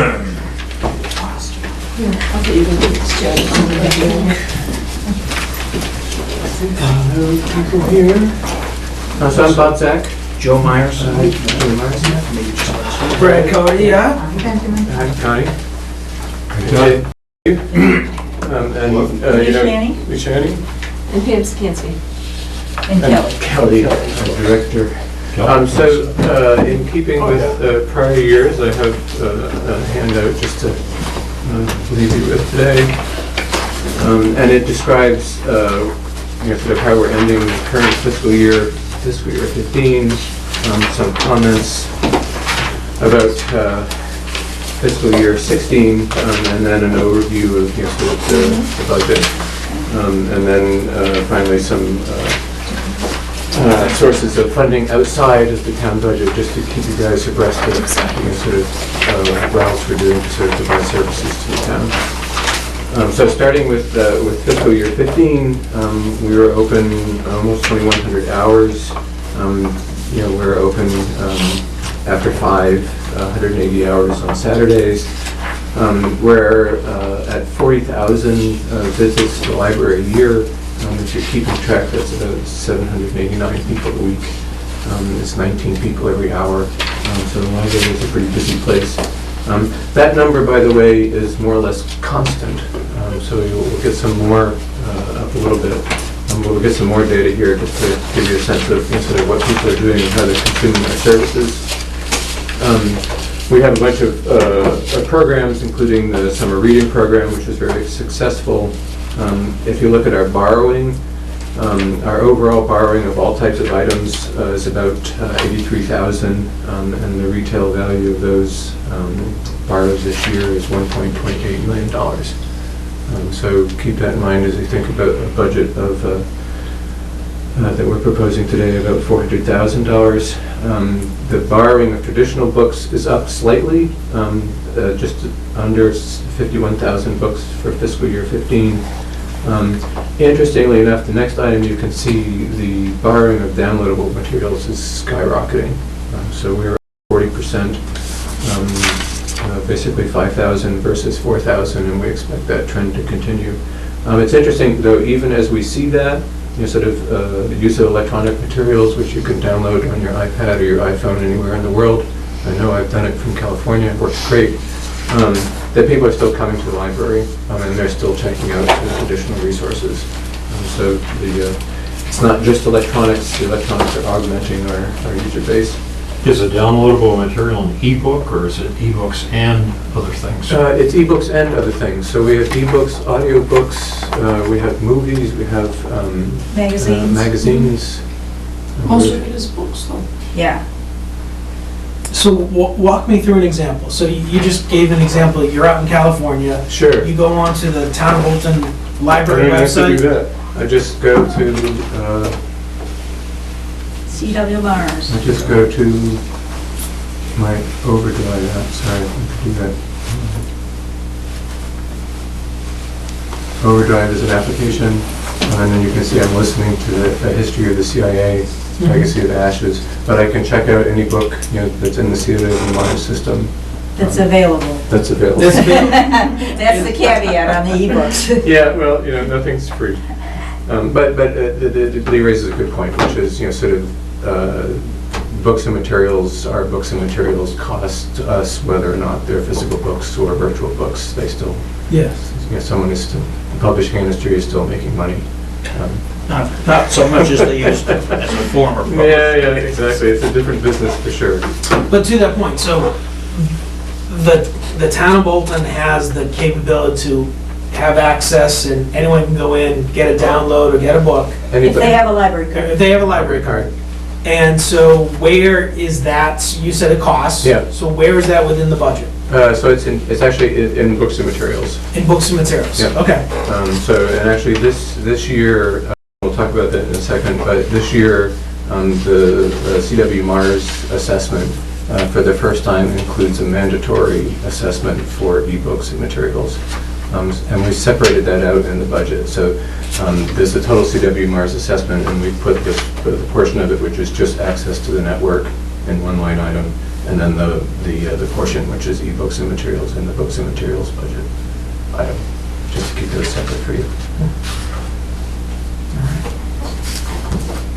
Good question, though. And by the way, we've also been, this is the first time that CW Mars has made it mandatory. We've seen this trend over the past, and we've actually been contributing to the CW Mars ebooks program voluntarily for the past. Out of our books and materials budget. Right. Out of the Right, past. not a separate line item. Right, for the past 4 years.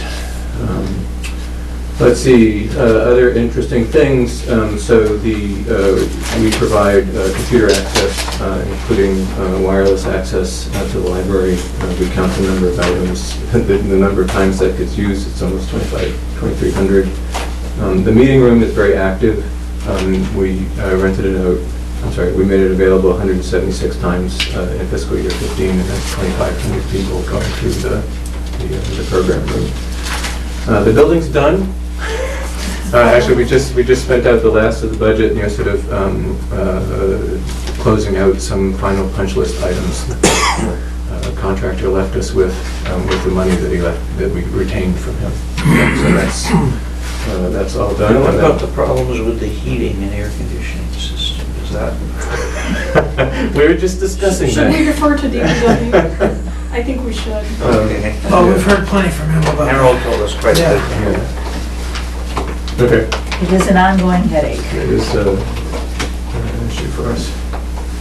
We've had a couple of successful Eagle Scout projects, which have been, sort of, again, sort of, if you recall, sort of in previous budget cycles, we've lost funding for the grounds and maintenance of the grounds, and we've tried to compensate that by seeking and getting volunteer projects, which has been successful for us. So that's sort of fiscal year 15 in review.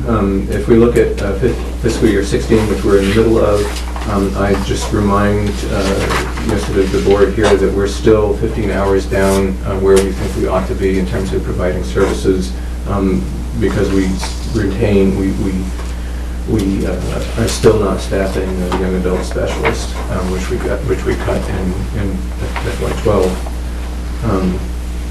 We continue to have, sort of supporting the numbers that I have above, a high percentage of town residents, which are card holders, about 3,500 out of the 5,000 population. We completed this year, which is the 5th year that we've been in the new building, we actually did a long-range planning exercise where we formed a focal group over 3 meetings. This was with the MBLC as sort of moderator, and we did this for 2 reasons. One is for the important reason, which is that we think strategically about sort of where the library is going over time and sort of how to allocate funds over the long term, so that we do that. The other thing that it does is having that strategic plan on file with the MBLC makes us eligible to pursue grants that the MBLC provides to libraries. And actually, Kelly just in advance of this meeting filed a letter of intent to support science programming in FY17, which again sort of relates to one of the things that came out in the strategic plan, which is sort of people are actually really sort of being interested in the libraries as a way to become familiar with new technologies, especially sort of computers and or maker days and stuff like that. Are these data available on a spreadsheet so we can see like a 3-year trend? This data is available. I'm not sure it's in a, it's in a It is spreadsheet. actually in the spreadsheet. I mean, it would just be neat to see, Yeah. all the numbers just boom, boom, boom. Ted, why am I not surprised you asked that? That's a really good idea. Because we're all data.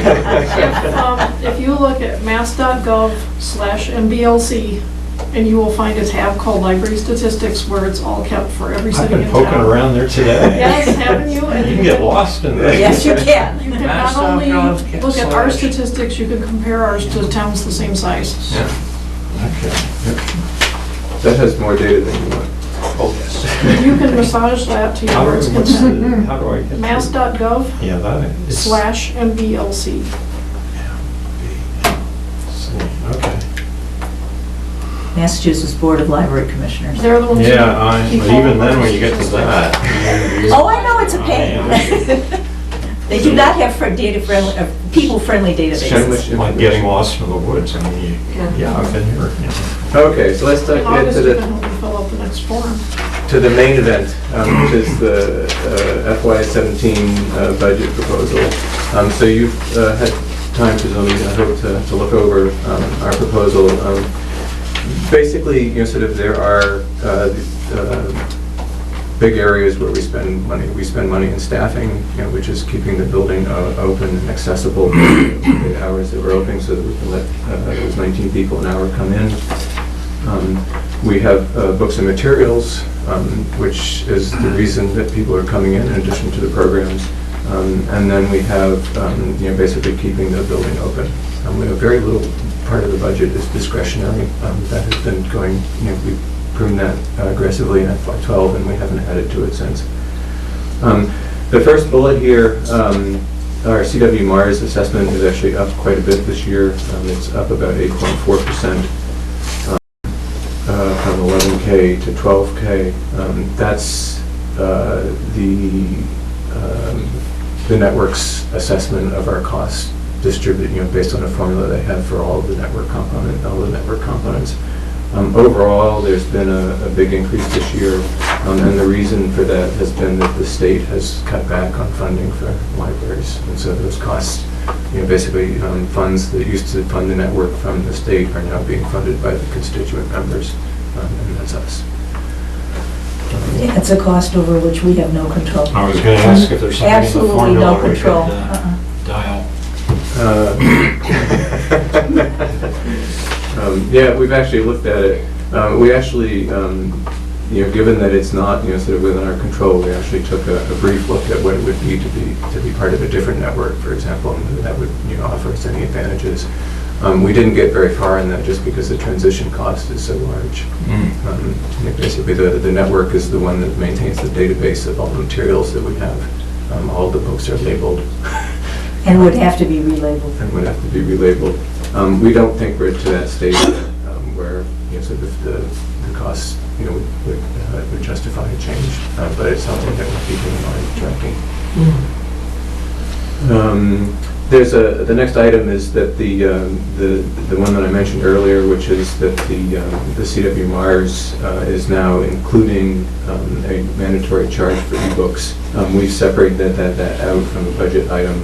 It's about $1,200 this year out of books and materials.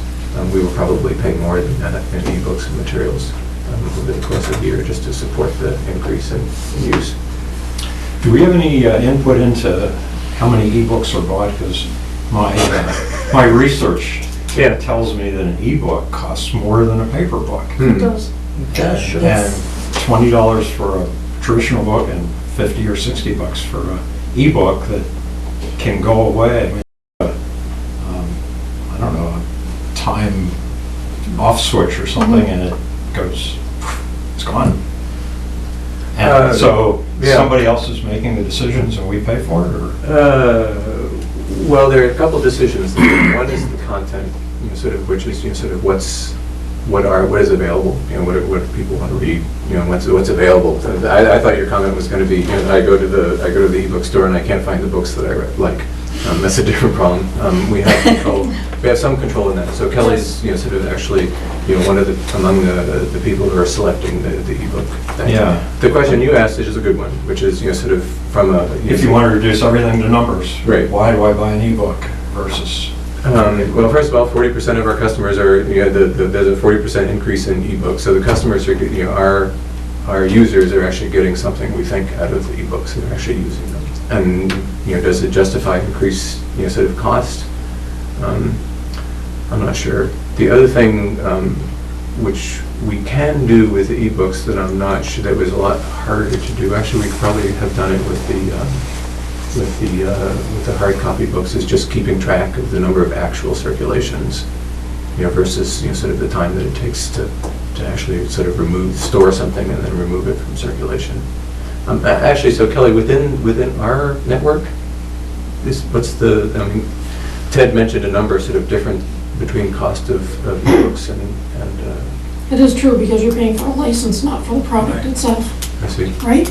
Yeah, so, no, it's just, It's a license to use it for X amount of Right. time, and if you're lucky, you can pay $85 and own it forever, and it can be checked out and live on a virtual shelf forever. But I am seeing exactly what you're talking about. When I go in and buy something for $50 or $60, it says it's good for 12 months or 26 checkouts, Yeah. and then poof. Right. Although 26 checkouts, I mean, and 26 checkouts would be good for, I mean, even for an $80 book, right? I mean, right, that would be a pretty good ROI. And customer focus is appropriate, but if we have a fixed program and material budget, we're Yeah. buying fewer titles if we're buying ebooks. But We're we also buying but them with 100 There are other The other libraries all out libraries. there, so I Yes, don't know there how is. it all. There's a point about the So- customers, though, if you think about it. Bolton has become to a significant extent a bedroom community. We have a lot of commuters, we have a lot of patrons who travel, and an ebook is a much Yeah. better way for someone who is traveling than lugging around a hard copy Yeah. book. So there's a big benefit, and that's probably to a large extent a lot of the appeal for our patrons, is that ability to, you know, plunk 6 or 7 or 8 of them on your phone or your iPad or whatever and take them with you.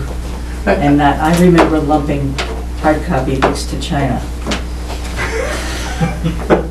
back in the day. And only one person at a time can check out the ebook, right? Yes. You can't have multiple readers. Right. Unless you have multiple licenses. Yeah. Right. Which in some cases we do. Yeah. I think it's a good question. I don't think we have the data on it right now. I think we can think of, and it strikes me as probably an interesting thought process to actually go through and figure out how we would, sort of weigh that. Yeah, I don't know what to do. Right now, most of our funding, although the ebooks are going up in usage, most of the books and materials, the budget that we have is going towards physical media at this Traditional point. books. Yeah, Mhm. okay. And libraries are not happy with the ebook situation in the publishers at all. But don't have a lot of leverage. But it's The other not a thing, problem Ted, that's been is solved. savings. The reason that people come to the library for ebooks is they save them money. Hmm. I'm not an ebook reader, I don't know, but I hear about fantastic No, I'm not deals you can get on Kindle. But then once you've read the book, what do you do with it? You can't donate it to the library book sale, you can't share it with a friend. So in some ways, it makes cost sense to come to the library, borrow it once, and it's poof, gone, and you don't have the responsibility for it. It's not satisfactory, but it is what it is at this time. So looking at the next couple bullets, we're not proposing changing the open hours in FY17. We are requesting a 2-hour week increase for one part-time staff member. I think it's fair to point out that that would put this part-time staff member above the threshold for part-time and into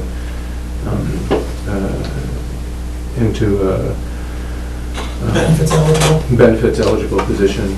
The issue that we're coming up with is with the tight staffing that we have in general to sort of keep the building open, we are running into places where in order to cover illnesses or family emergencies, we have to have other people come in. And right now, the other people are basically up to their limit as part-time staff members. So we can't actually have them come in without shuffling the rest of their hours around. The alternative is to close the library, sort of in the event that we don't have staff to keep it open. We haven't had to do that, although we have had occasions where we did a lot of scrambling. People's lives are complicated now, even when they're working in the library, and sort of we need to have, in order to keep the library open, some minimal amount of staffing. And so our proposal here for this 2-hour week increase, basically gives us that flexibility to have one person that we can basically add hours to in order to cover it even as sort of other people are not able to meet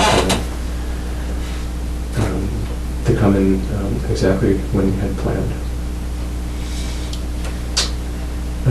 We've had discussions previously on heat and electric lines. We're level funding both of those. Our electricity usage modulo. Any new data associated with climate control in the library seems to be pretty steady now. Maybe at the appropriate time we could talk about that. I ran some numbers on propane and Okay. electricity and whatever. So, I mean, what we've done is we've calculated, sort of for a usage, sort of, and not tried to get into the, how much this, not trying to project the cost of propane. So, if you guys, although in the budget is, sort of fixed, fixed dollars, really the way that we've done it is fixed usage.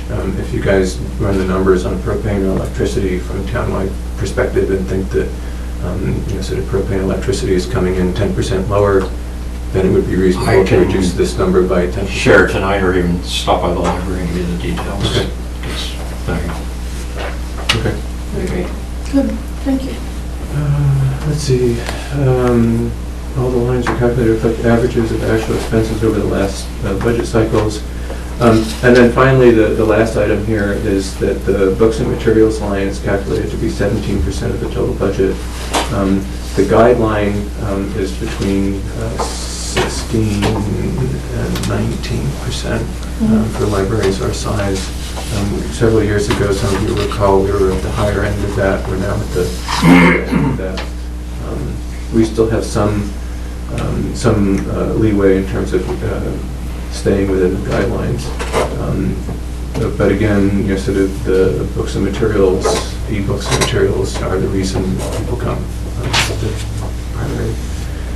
Bob, in my poking around on the website, it said that libraries that are open for hours per week is equivalent to a larger town. Yeah. Then they can buy materials that are required by the larger town, because the larger the town, the lower the percent goes. Right.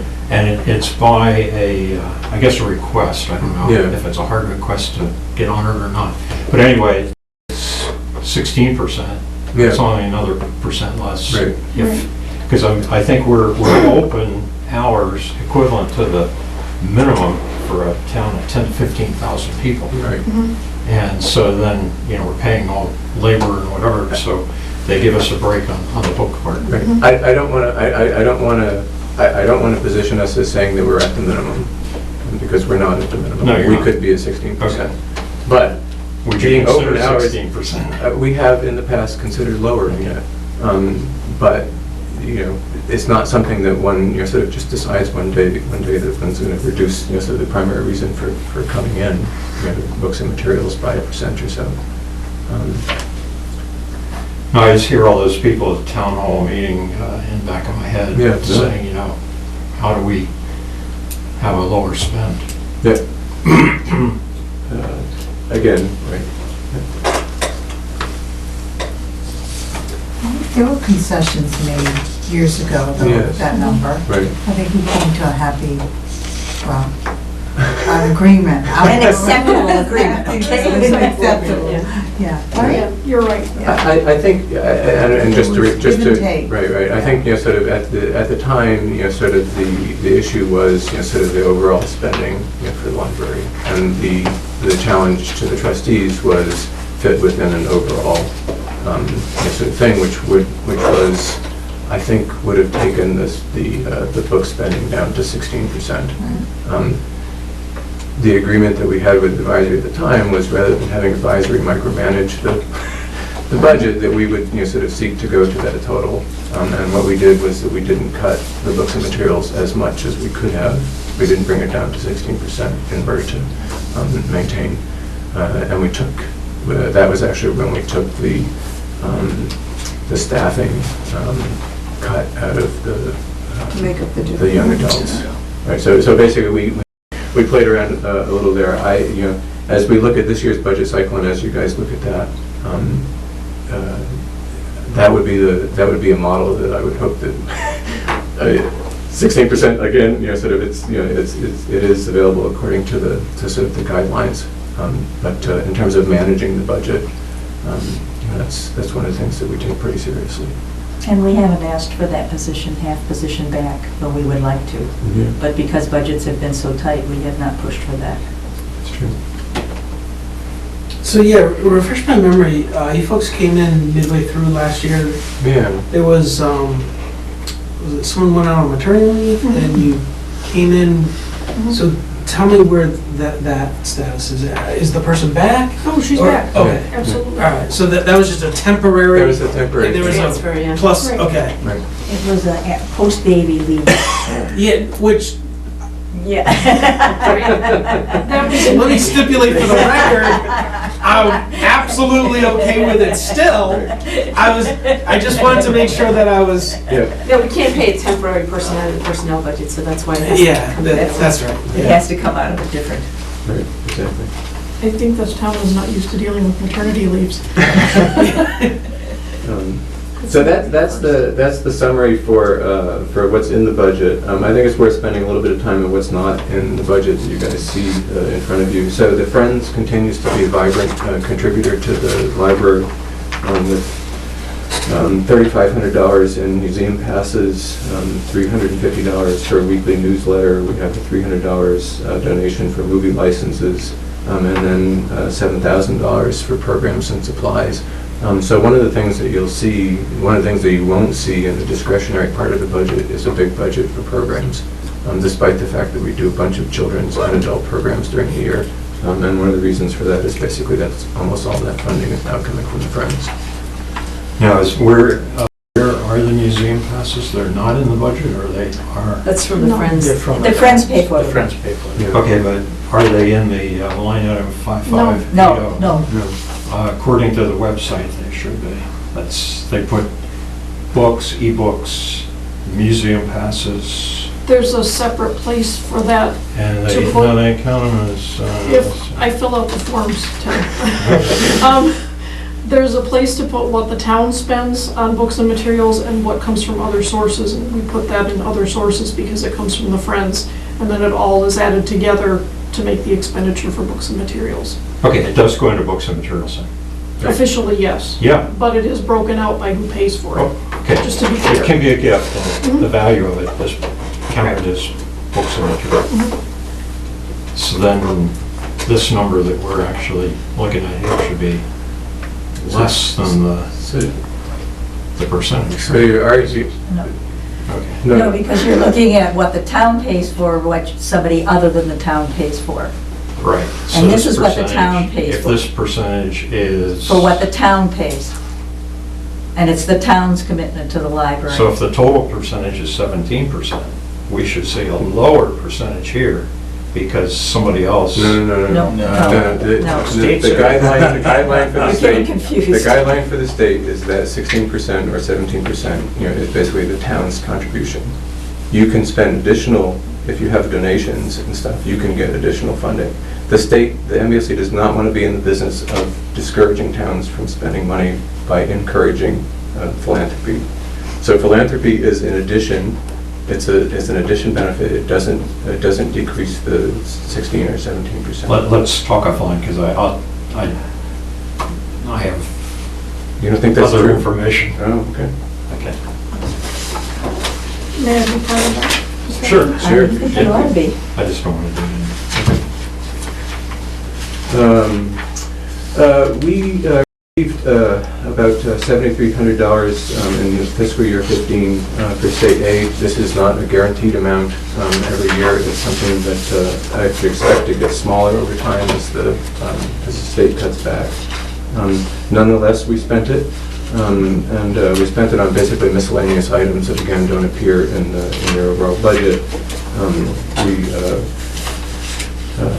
improved the efficiency of our operations with a CD/DVD repair machine. You'd be surprised how many scratches Oh, come boy. in those things. Actually, one of the things that we've done is support some additional computer resources. We bought a tablet for the children's programs, which really makes those a lot more interactive and musical. And we've upgraded the presentation equipment in the program room, so we put a new projector in there so that we could support programs with multimedia content.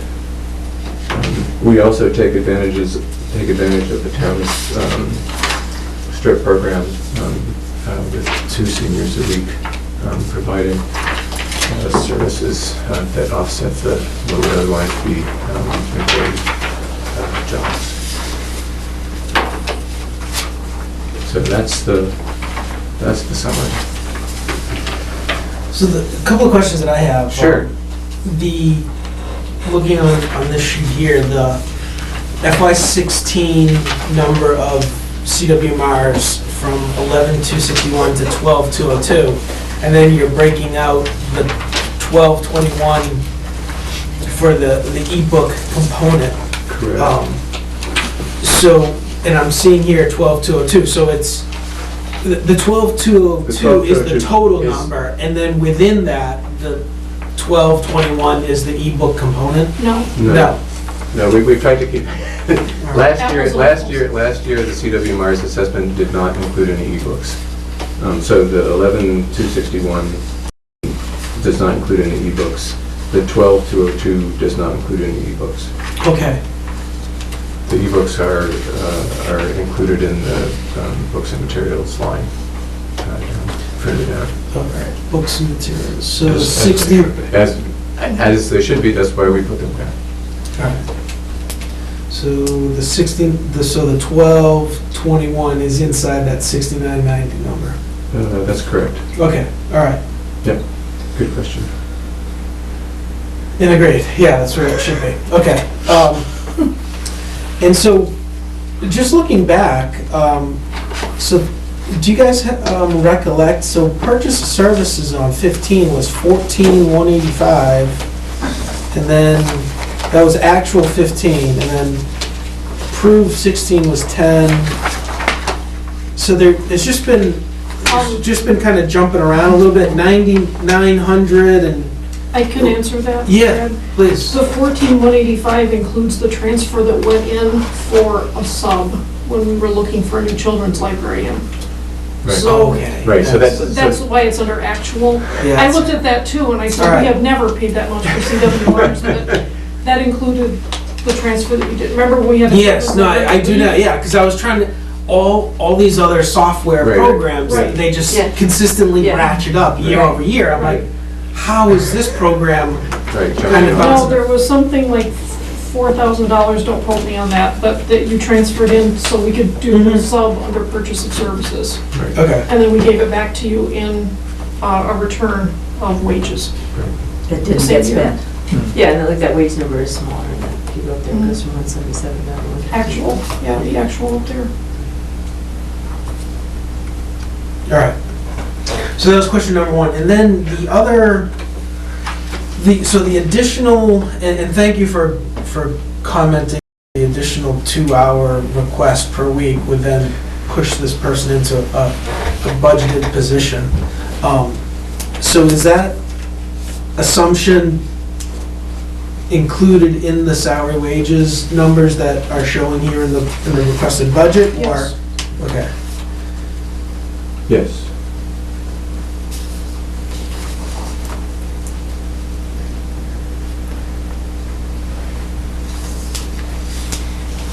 So the other question is, what we would need to find out is what that will do in terms of what's it add on to the benefits component of the overall budget.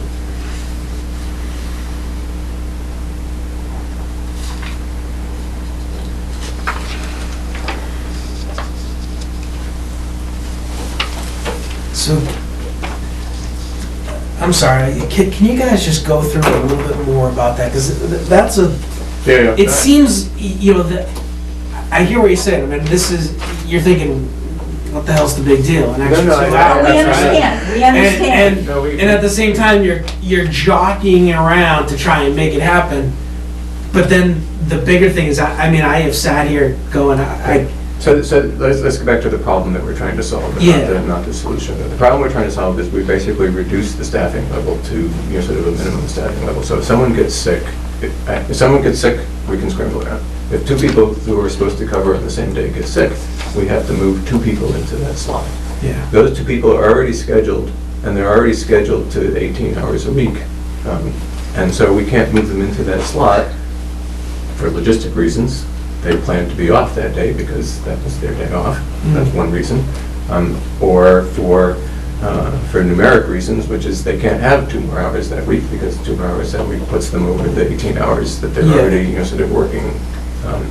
So And when that happens, basically what, we have not been in the position yet where we actually had to close the library as a result of that. That's the ultimate bad thing that we want to avoid happening, which is, if we only have one person in the library, we can't keep the library open. We need to close it, sort of at arbitrary times. We have not had to do that. We have had to do considerable, we've had to do enough scrambling enough times during the year that the probability, in the next year or the next 2 years that, we can't cover it by scrambling around seems non-negligible. Yeah. We've also had, as I recall Kelly telling me, we've had a couple of occasions when actually some of those temp people did go over the 20 hours and were technically eligible for benefits, and they got offered them and they didn't take it, but it was because, if you think about it, if you got 4 people at 18 hours a week, and somebody puts in a 4 or 5 hour shift on a normal day, and that person doesn't show up, you've got 4 people, you can cover those 4 hours one time by using 1 hour from each of those 4 people before you start bumping up into the 27. If the person's out for 2 days with the flu, you're up the proverbial creek.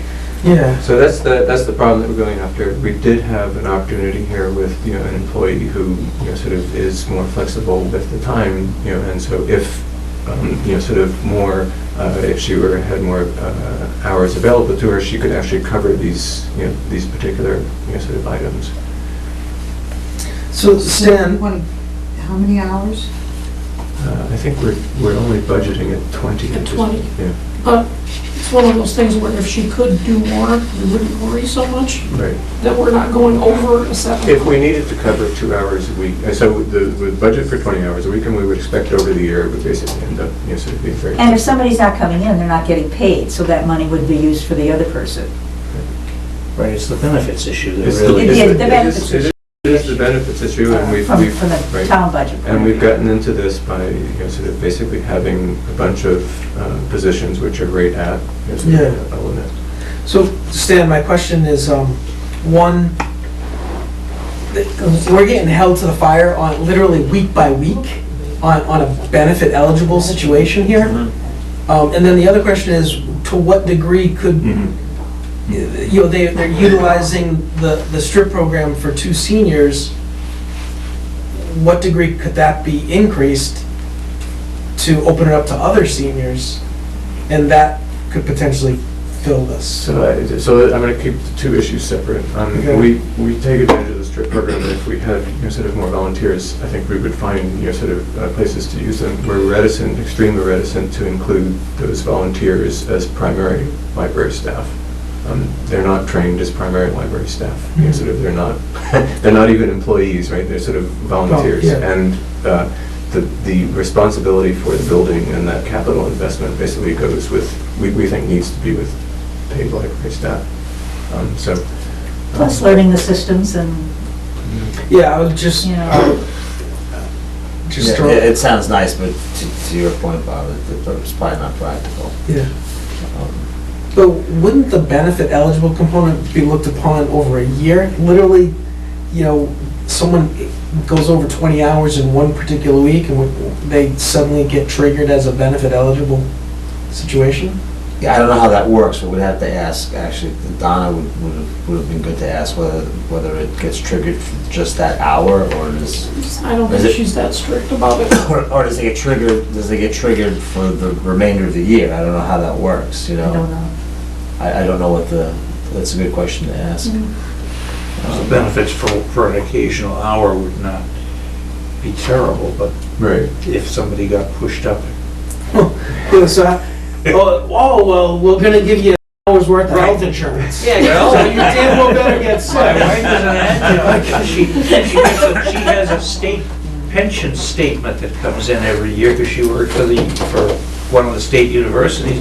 There's probably $15 in her state pension account. Yeah. Right. So I mean, you guys are into solution space, which I get, because you have to be there. I think what you're hearing from us from a private thing is we think we need more flexibility to have at least one person go over this 18-hour limit. Yeah. Whether that gets solved, but I don't know how it gets solved. Of course, another solution that may not be palatable to anyone would be to increase the number of part-timers and decrease their hours to say 15. I don't know how many part-timers, it sounds like 4 or 5 right now. They may not like it, and it might not work out, but it's an idea. Lee, are there any former town residents who used to work at the library who would have available? You and I talked about one some time ago.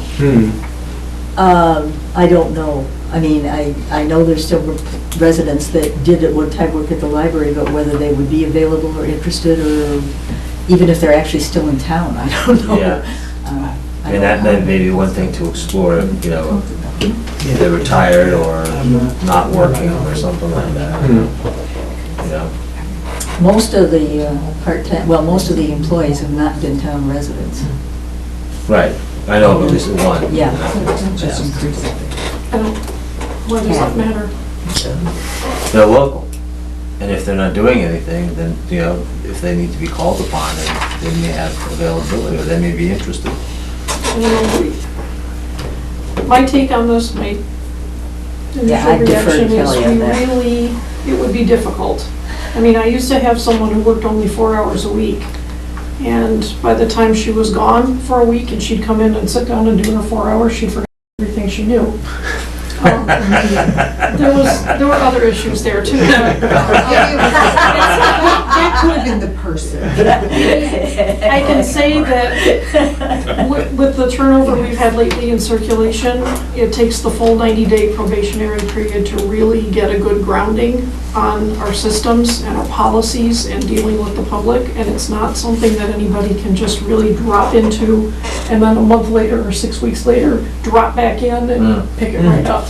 And where we really need people, it always tends to be in the front line. The person you were talking about that you had a conversation over, is this person that you were talking about was not? I wasn't part of this conversation, I don't know who we're talking about.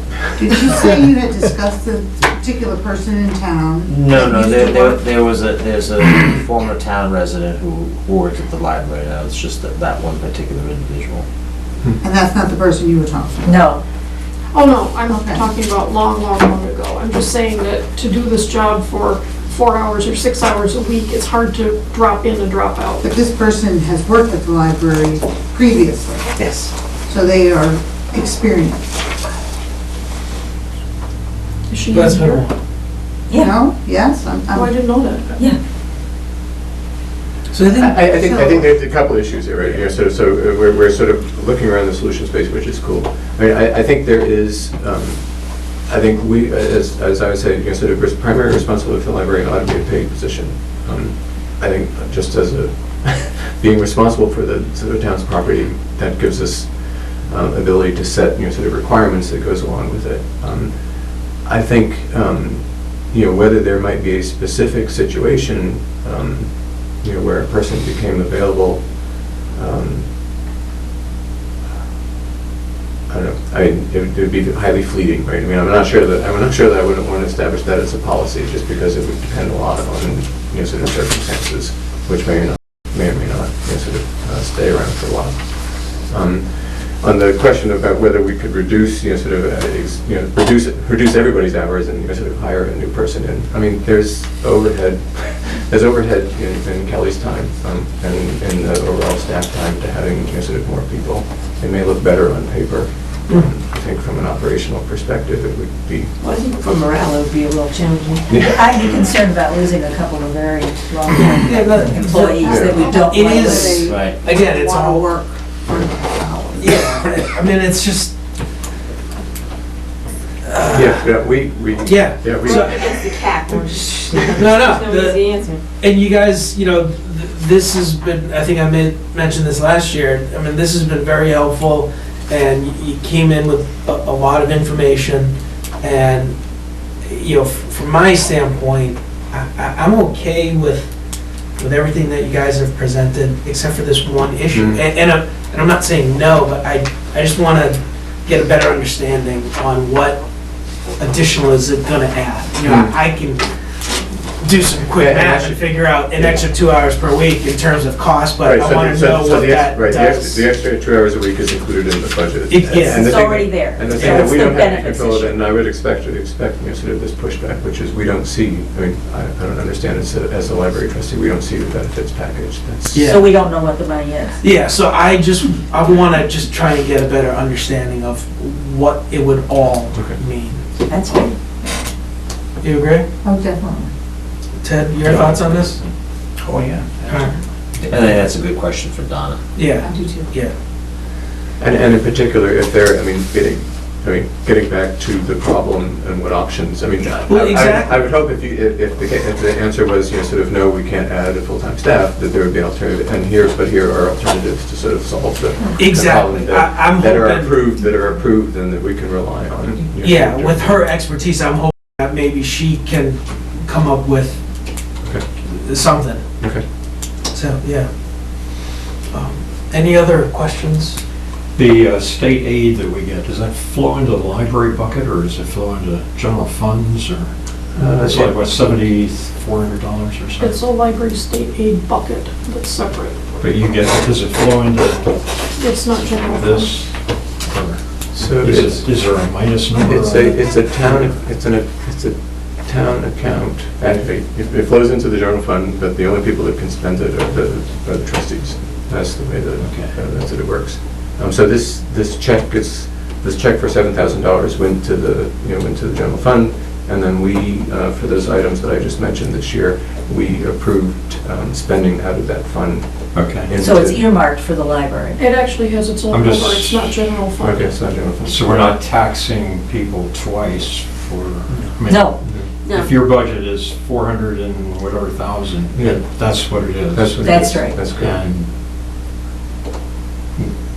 the 7,000 is, you spend in addition to that, or?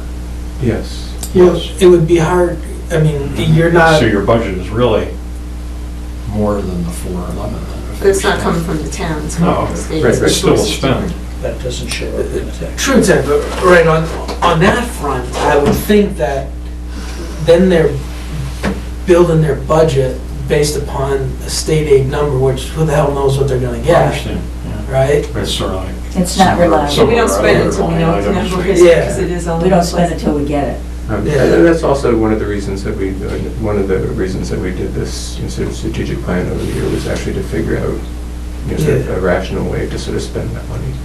Because the whole purpose of that sort of fund is to sort of isolate the trustees from the year-to-year sort of budget cycle and allow you to take a longer view.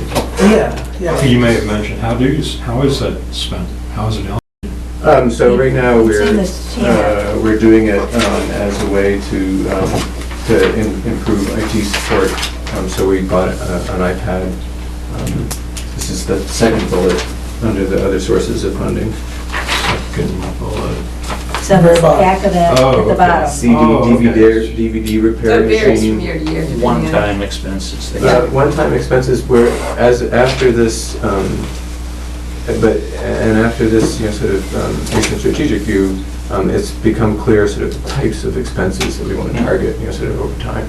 So continue to look at technology, probably continue to look at sort of programs and if not programming, sort of activity within the library that's basically establishing the library and the community sort of as more of an integral element.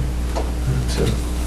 Does the state put a mandate on you guys that it's gotta be spent within a certain time period? No.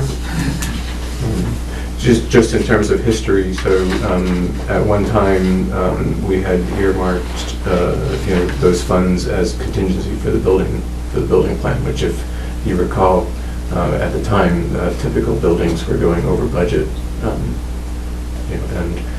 we had a big project going on in the town, and we had committed to a particular spend, and so we had earmarked some of that money. Fortunately, we didn't end up digging in to that. For that, we were able to keep in budget.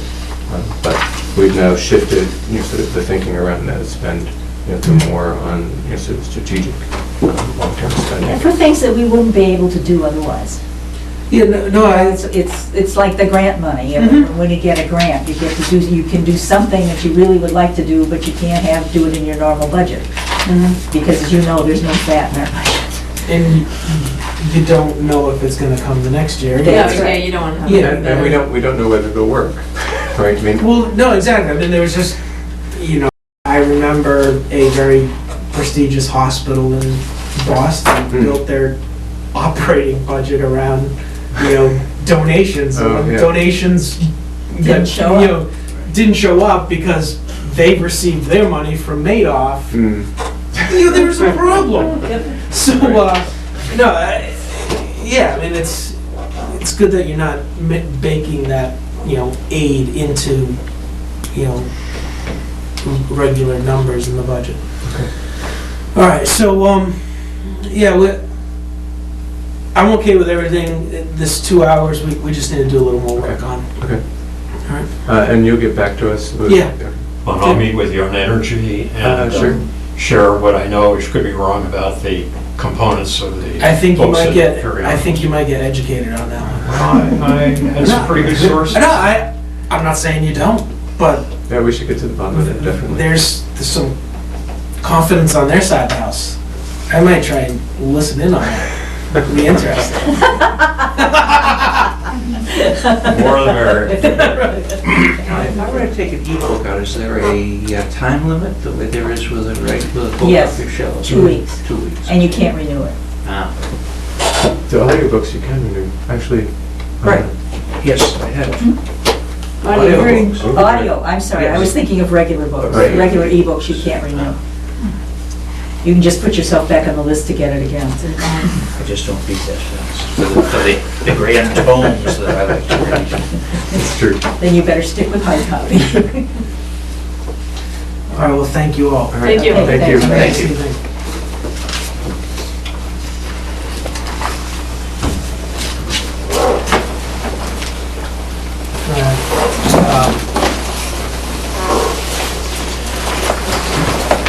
So for next week, I'll, depending upon where things, I think over the course of this week, we'll have the December Yeah. ledger, and I'll, Should I make a copy? no, of no, no, this? no. I will, because this will be good for at least a month, and I said, my email to Linda was, hopefully we can have December's, but she didn't, and so I would think we'll have December's for next week. I'll make sure I want copies here for all you guys to have. And then, next week, I saw Yeah, here it is. the agenda here. So next week, we've got agriculture, planning board, veterans, board of health, building inspector, conservation, capital planning. And that would be, I'll have to check in with Linda, because it seems like we're still waiting on capital items. I mean, capital planning is supposed to be in next week to tell us what's going on. Yeah, I don't know what, I don't see I haven't that. talked to Don. I don't see that happen. Whether they've gotten everything in yet. Yeah. Have we gotten a response to the letter that was written to the, was it District Board of Education or whatever about the special request we had? There's 2 people, 1 semester, was it $32,000 or 16, I forget. Was this for the special? Yeah, there was a very what I would call Massive. inadequate Oh, yes, justification I remember. for why our $50 million a year of education expenditure didn't Good have enough for- courses or something Yeah. that this person had to go to Assabet. Right, I And it remember that was discussion. 1 semester, 2 people, The third, 16,000 or was it 32? But it I don't know, it's just a ridiculous number is just what it comes down to. based didn't upon answer it. any questions. Yeah. I It think just we'll said- get more answers. Yeah, I made it So very, that- Did the letter issue? no, I haven't Linda gotten was gonna any write. letter. Yeah, no, I made it very clear to Linda that what we wanted, and she was gonna work on a letter over to superintendent. Can we check the status? Yeah, I will check with Linda, absolutely. So, No, I agree. And I made it clear that, really all of the requests. And I think last year we requested a similar letter, and I don't know if it fell between the chairs, but I don't recall a response. Yeah. And maybe last year it was one person, now it's two. Well, I remember last year it was from Minuteman. Was it Minuteman? Yeah. This was for Assabet. Yeah, Yes, this that's one what was, yeah. And with Probably come out cheaper. I would think, because Minuteman is the most expensive in the state. I didn't bring the right thing. Anything else that you guys have? No. No? All right, so I'll entertain a motion to adjourn. I so moved. Second. All those in favor? Aye. All right. Have a good night, everyone. Thank you. Thank you. And please talk to